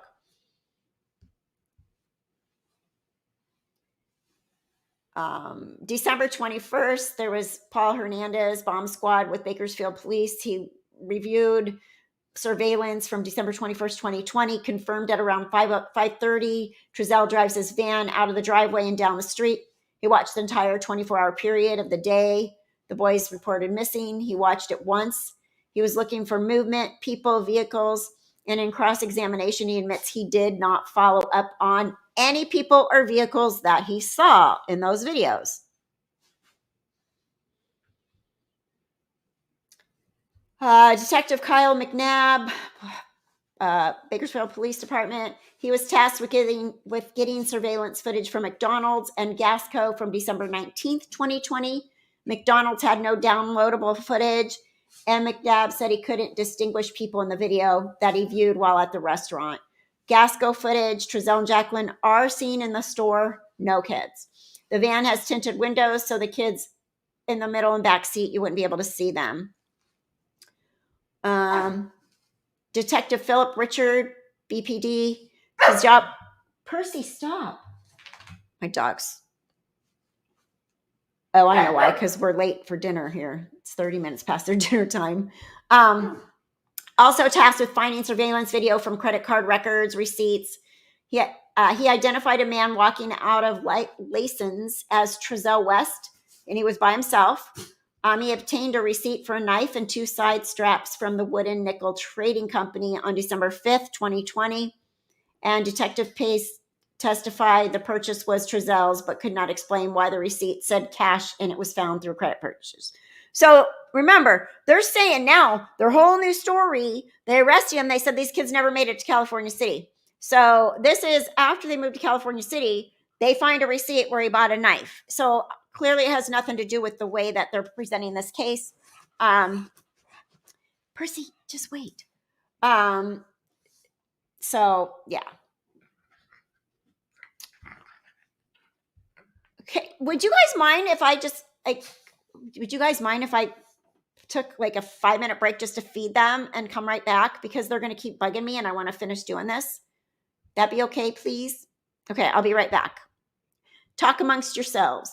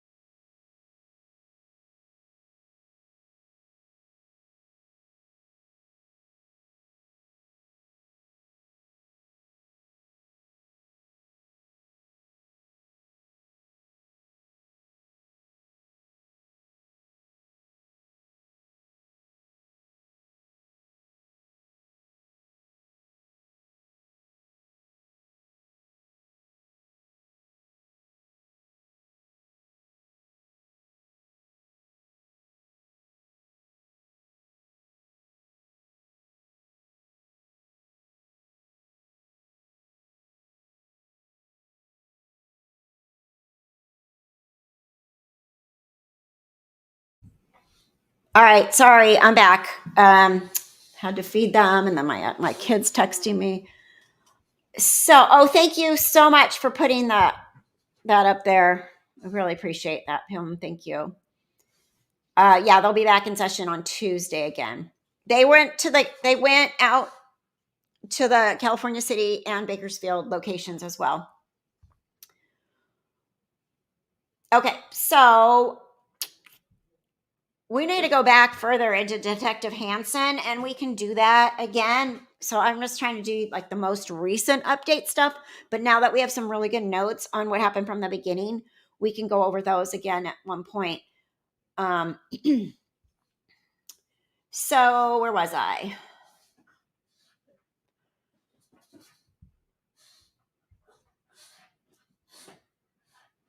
Okay, so Detective Philip Richards, BPD, his job was to track down surveillance receipts on September of 2020. With all 4 videos, he only observed Trazelle West alone on a bike. Another receipt chaser, basically. Nothing. He was looking for video from 4 credit card transactions, September 12th, September 16th, September 20th, and September 22nd. Then Steve Pace, BPD, also tasked with finding surveillance videos from credit card records, receipts. Pace identified a man walking out of Leeson's as Trazelle West. He was by himself. Oh, I already read that. And then that was the knife and 2 side straps. Thank you so much. Appreciate that very much. You're so awesome. Thank you. Okay. John Bildet, BPD, issued a warrant to Equifax, TransUnion, and Experian, so the credit companies that give you your credit score. There was a home loan taken in September 2020. He also extracted info from 2 Chromebooks belonging to Adrian and Aiden West. Also got surveillance video from AMPM and Madeira from March 13th, 2021. And in the video, there was a white Ford Suburban, which is Jacqueline's mother's car. And they drove into the parking lot, and it was Jacqueline, her mom, a girl, and another person that got out. Officer Louis James, he wrote search warrants for 4 cell phone numbers in the case. They're all, hold on, move this a little bit over here. I'm late for my eye exam. I think I need a stronger prescription, or my eyes are tired, one of the two. Call detail records. James did not author search warrants on any of the biological family members. Now, remember, in these interviews, they have asked Trazelle and Jacqueline a couple times, is there anyone that you would think might take the kids, like the bio family or anything? It's just like, well, they don't know where we live, so they wouldn't, and brought something up about an auntie. So she did throw that out there when they asked about it. But then they did no investigation into the bio family whatsoever. Nothing from all this.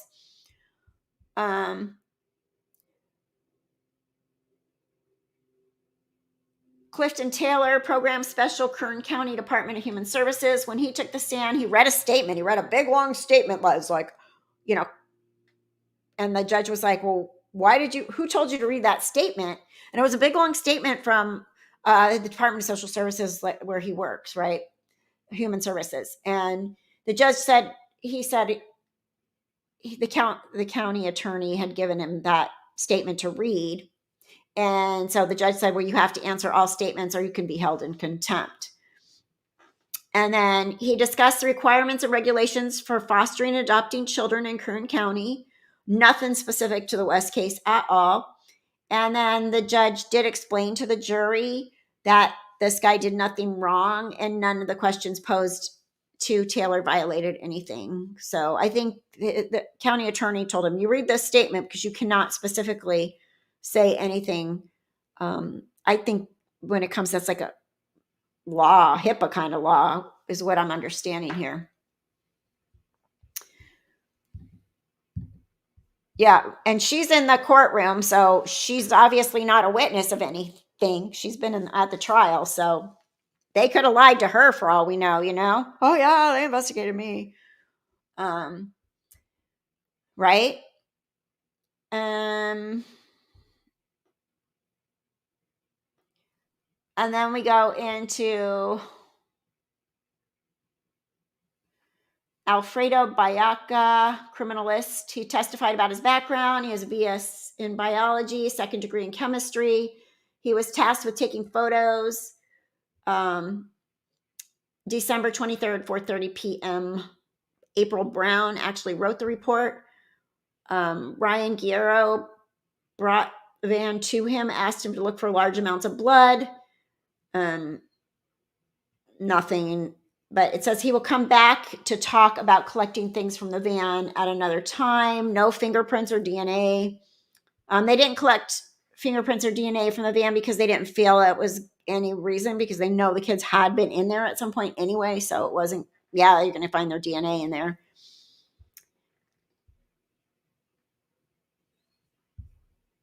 So that's the most recent stuff. But if you were listening to it, you would just be thinking, okay, where's the actual evidence? Like, there's no evidence so far, nothing. Law enforcement made this case one-sided. I have my personal thoughts on the case, but oh my God, law enforcement really screwed up. These children may never get justice. That is so very sad. Yeah, I mean, there's no evidence on the West. Nobody else was investigated at all. And if I was a jury, I would have so much reasonable doubt, because I've heard, especially I didn't know anything about this case at all. Everything I'm hearing, Jackie and Trazelle were interrogated, hadn't been able to go to sleep, hadn't eaten, had just reported their kids missing, were taken down to the station, were basically, you know, Jackie was sexually assaulted, in my opinion, rubbing her thigh and holding her, smaller back. You don't touch people like that. Like, you don't. And then, you know, just telling her that her husband has a different story than her, which they didn't. They've never changed their stories. She says, I flat out regret even calling you for help right now, because you're not helping me. And all they did was intimidate them and bully them and tell them they killed their children from day one, which I think is crappy investigation. Even if you think that, why would you just start immediately attacking without any evidence, you know? And they didn't get any good evidence because they didn't follow up on things they should have followed up on. They didn't look at any other angles. It was Detective Hansen. What Detective Hansen said is what happened from minute one. These people killed those kids. I know, I'm good at this stuff. You know, he's slimy. He needs to go. That whole department, whoever was there and working there, I hope they can get rid of them all and just bring in some new people that know how to run a police department. Let me see what you guys said. Right, that everybody out chasing receipts found nothing. Like, every time they bring somebody on the stand, I'm thinking, okay, this person's going to have something big. Like, this is going to be a big deal. This is going to be something. And it's not. Every single person. And I'm sorry that those ladies, I'm sure, are very nice ladies that live in the Casa Loma apartment. I just feel like they remember something that really doesn't prove anything and made it bigger than it was. But oh, that's what I was going to say before my dog was bugging me. These people, you know, were able to murder these two kids, hide them for months, bury their bodies. Nobody could find their bodies, but yet let the police intimidate them and interrogate them without a lawyer all that time. It just doesn't make any sense. She should sue for sexual assault. We cannot have power-hungry control freaks feeling up who they are interrogating. Yes, fire them, demote them. Yeah, I agree. I think it's ridiculous and so inappropriate. Completely. And they put one of the other detectives on the stand. They said, did you see him? Because they were watching through a monitor or something. The other detectives or a window or a monitor. She said, Jacqueline's lawyer said, did you see Officer Hansen put his hand on Jacqueline's thigh? And this other officer said, yeah, I saw that.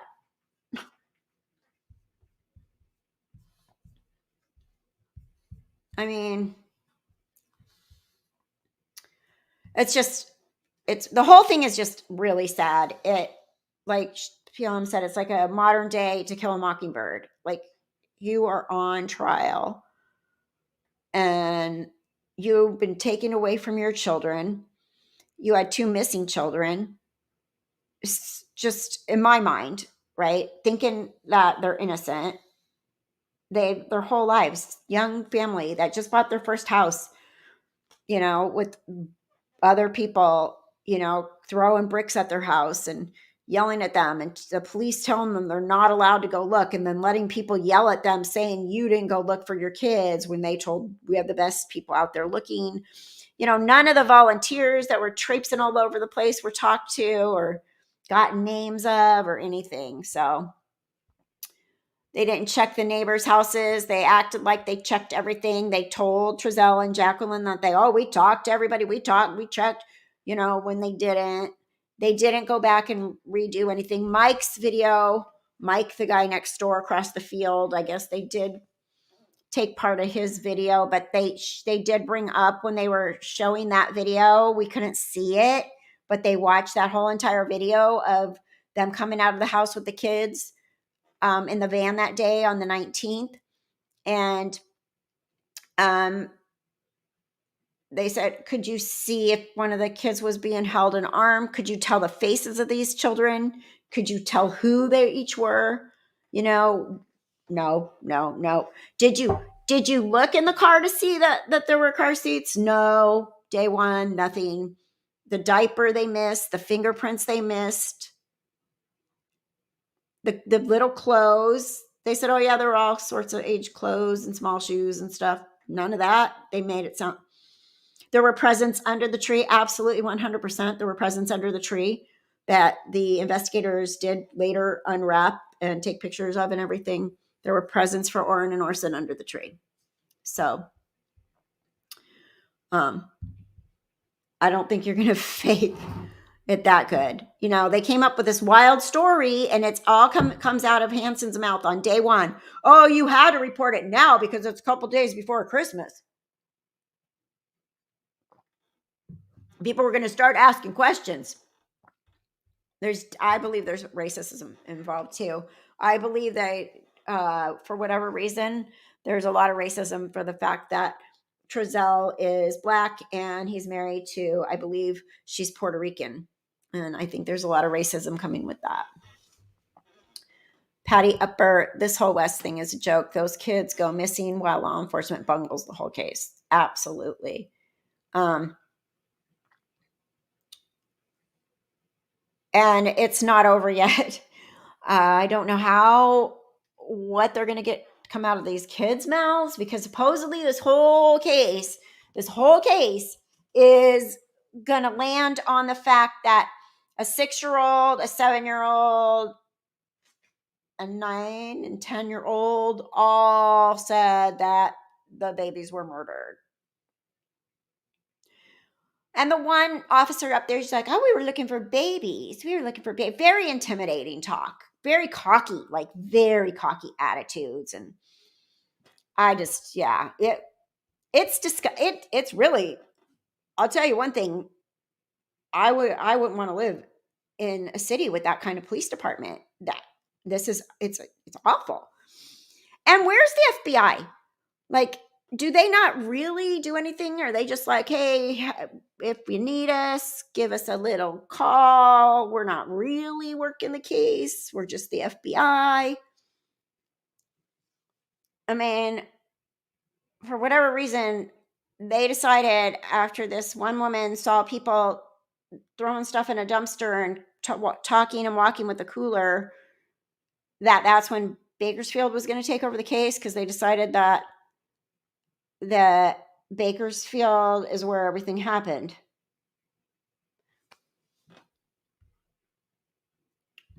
And they didn't question the person over the road.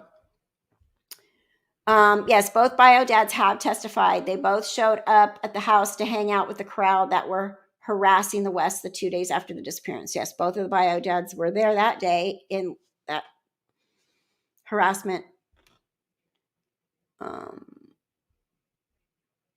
Yeah, I'm sure they have to ask him. But Jackie's attorney is good. She's not a rookie. She asked the right questions in her cross examination. She's doing a very good job. And that's what she's there to do. She's there to provide a defense, and she's doing it. Even honest to God, the prosecution, my gut is telling me the prosecution isn't even into this. Like, they're not even that invested in this. They don't pound things home, and they don't ask big questions either. And then we all have our suspicions that the DA brought this case. A lot of us have those suspicions that the DA brought this case to the grand jury and indicted. They had this indictment because it was election year and she wanted to be reelected. And that kind of stuff does happen, and we know that. Politics are big in this kind of stuff, in anything, Oh,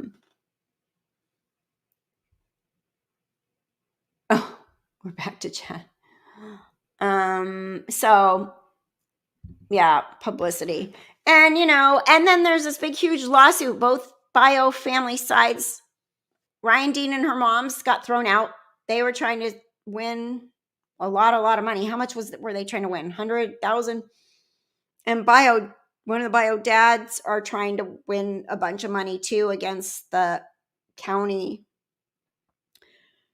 And okay, and the last thing, when you listen to the article where Ryan Dean says that the baby was taken away because it had a broken bone, and then she had another baby and they just took it away because they wanted to keep the siblings together.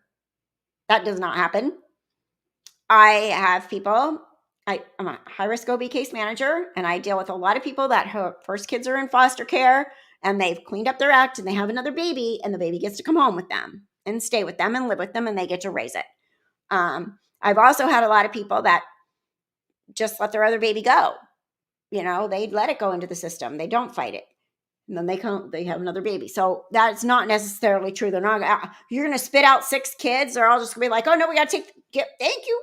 Thank you very much. We're going to go put this one over there with other ones. We're going to pile up your kids. Let's just pile them on up, because they're not going to stay with you. They're all going to go to the same. No, that doesn't even make any logical sense. Number one.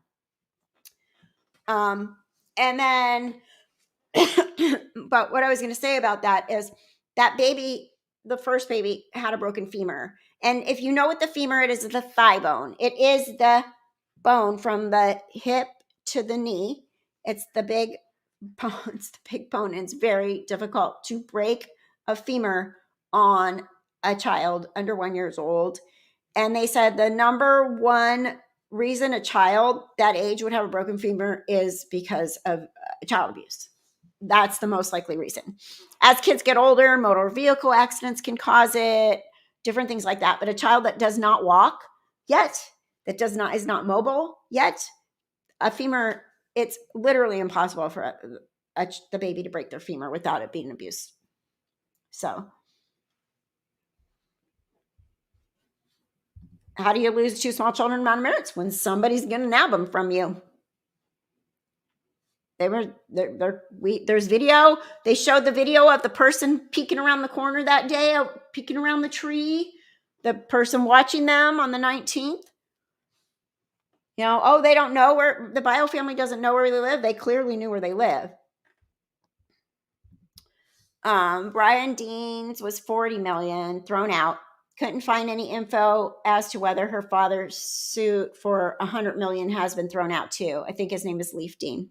Okay, so her father's suing as well. Okay. You got to be listening to this case too. If you aren't listening to the hearing, it's really hard to wrap your mind around the fact that there's no evidence. And I'm sorry, I don't want to live in a country where people can get prosecuted and put away without any actual evidence. If that's how it works here, I'm leaving. This is the United States of America. We get innocent until proven guilty. And social media has made these people guilty, guilty, guilty, guilty. And Officer Hansen made them guilty from the minute one and didn't investigate anything because he made his mind up, and then everybody else just agreed with him. And that's the only evidence I've seen so far, is that the police screwed it up royally, accused the West without any evidence, and then that ran with that. And yeah, I don't think they lost them. I think they were taken.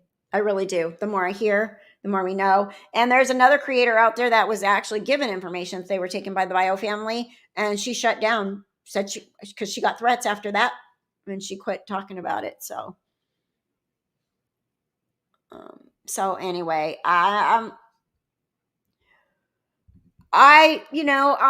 when they arrested them, I thought, oh God, okay, that's awful. We really wanted them to be alive. Like, I want those children to be alive. I'd rather them be alive than be going, oh, you murdered them and buried them, like, without any evidence. Yeah, they're dead. Like, come on, these are little children. If they're alive, that's good. It's not a bad thing. Somebody wanted them. Unless they panic and murder them now, whoever they are, because they think that they're getting closed in on. So this one burns my butt, because from the beginning I'm good at reading people. I'm really good at it. I can read people. My gut feeling is usually pretty spot on. I know, just from being a nurse, from being a flight attendant, I come with people. My entire life has been around people, customer service in one respect or another. And when I saw this from the very beginning, when everybody was saying they're guilty, I'm like, what makes them guilty? Let's see what happens. And then nothing. Then they get arrested. And I was like, okay, they must have something. Wow. Okay. At least they must have something big if they actually wound up arresting them that much longer down the road and indicting them and sending them to trial. And obviously they weren't going to plea. They went to trial. And, even somewhere I was listening to, most cases do go to pleas, or settled with pleas. Yeah, Patty, for sure. And I've saved lives. I mean, I'm not bragging or anything, but that gut feeling, there's been times when I've been at work as a nurse on the floor. Hi, Percy. And I'm like, I don't even know. I cannot put my finger on it, but this is bad. This is going down. And sure enough, that patient goes down, and it's like, we need to crash this patient. Hold on one second. Hello?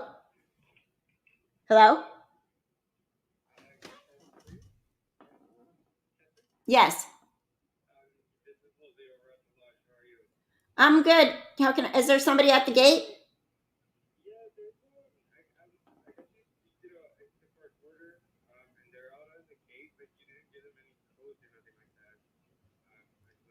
It's on the description, the code, but yes, they can come in.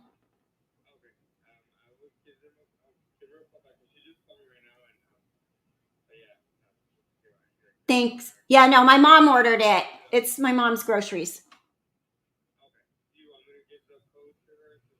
Yes, please. Thank you.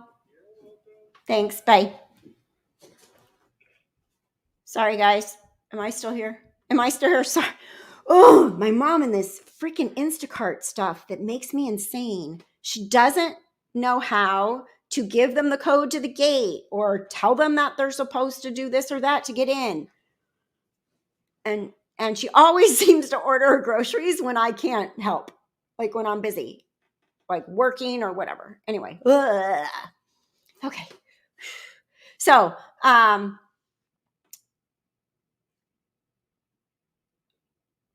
I don't know. So yeah, so that there's been times when I've been at work and I'm like, oh my gosh, and people were like, whoa, it happened with my mom. Like she literally wouldn't let me take her to the hospital one day, and I was like, you're going, and she's like, leave me alone, just let me sleep. And I was like, I don't know what's going on with you, but something's going on with you, because she was getting like stand up and get really nauseous all of a sudden, and she had had a fall a couple weeks before that, and she was recovering at my house, and every time she and so I was like, I don't know what. I took her blood pressure, and I'm like, I don't your blood pressure is low, I don't know what's going on with you. But she didn't have any chest pain or anything, but I'm like, something bad's going on. And she's like, just let me go to sleep, leave me alone. And I said, no, you need to go to the hospital. And she's like, no. And my son's like, leave her alone, mom, leave her alone. I said, oh, F this. Called 911. They came, they took her to the ER. I met them there. They did the workup on him. And the doctor looks at me and says, you saved her life. She has bilateral pulmonary embolisms, two big blood clots, pulmonary blood clots. Okay. Because she was recovering. Obviously, she probably got a DVT, busted off, became pulmonary embolism, and yeah, I saved her life. And then I said it to everyone. So I'm like, hey, lady, I saved your life. Remember? She's like, well, you know, I'm 85. Could have died. That'd been okay. Like, not even like, can you just say thank you, please? Thanks. Anyway, that's a mother-daughter thing. But my point is like, my gut feeling with the West case has always been there's something more to it. There's something, I don't know what it is, but there's something more to this case that isn't being looked into. And yes, Lori, my mom and her groceries, I can have my live stream at 6 a.m. and that would be the time she's going to order groceries. Oh my God, hold on.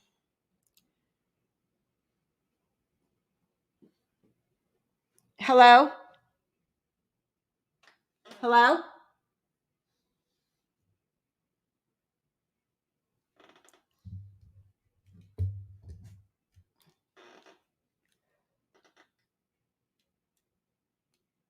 Hello? Hello? Hello?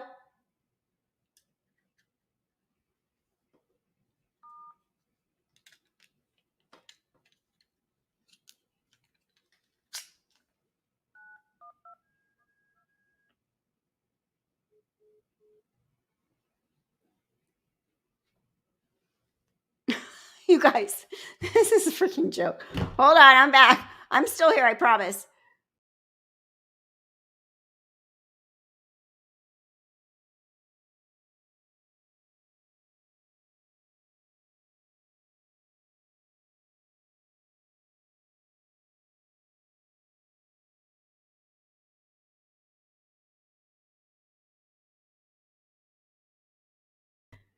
So that was I'm trying to get in the gate now, because obviously she doesn't answer the house phone to let them buzz them in.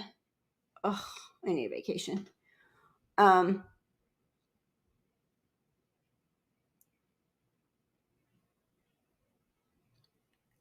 oh, I'm not delusional, Patty. Uh you can say whatever you want, but they're innocent until proven guilty, and nobody's proven anything yet. Nothing. So, to each its own. Have a nice evening. Bye-bye. Bye-bye. Um okay. Oh, I'm missing all kinds of good stuff in here, you guys. Um, uh, you know, if she's listening to the case, we're not listening to the same trial. That's all I can say. I don't think we're listening to the same trial, because I can't understand how anybody thinks there's actual evidence so far. Maybe there will be, but so far there's none.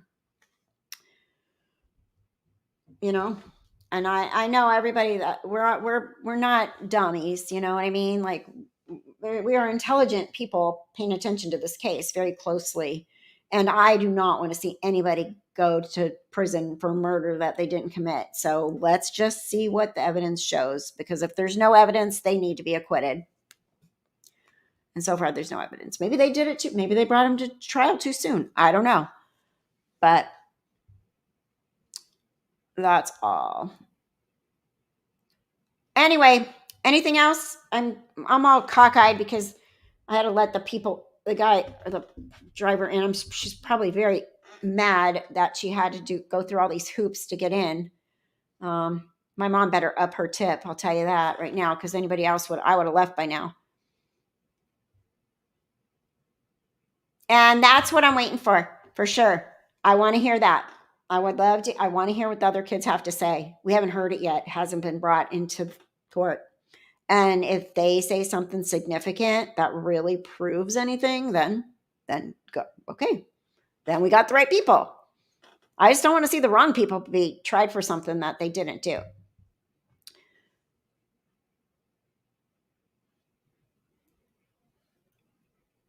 There's either a racist element here or there isn't a case. I hope there isn't. Right. Gotcha. Yeah, I'm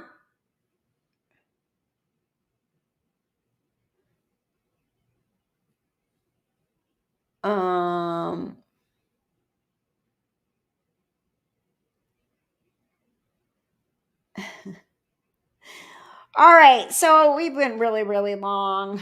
Join us in Discord. We can keep talking about it over there. I think that the link has been put in here. Again, thank you so much, Holly, Idaho Mom Reports. She's going to be back in court again all week and giving us all the down low on the Vallow, Lori Ryan Vallow Daybell, which still there's probably a lot more to come. I still haven't heard anything huge though. Anything huge that we don't know. And I've been told there's a whole lot more that we have no idea about that's going to come out in trial. Thank you. And thank you, everybody. Thank you for the super chats. And if you can hit that thumbs up, I really, really appreciate it. And I know this one went long, but we had a lot to talk about to cover the whole week. Hopefully next week we can do something in the middle of the week so we don't have to save it all for Saturday. You're at a basis game? Baseball? Basis? All right. We'll see you later, everyone. And everybody, thank you so much. And thank you for being so kind in the chat. I really appreciate that. I love our community and we have such a good, nice group of people. And I genuinely appreciate that because if we didn't, I wouldn't still be here. So thank you.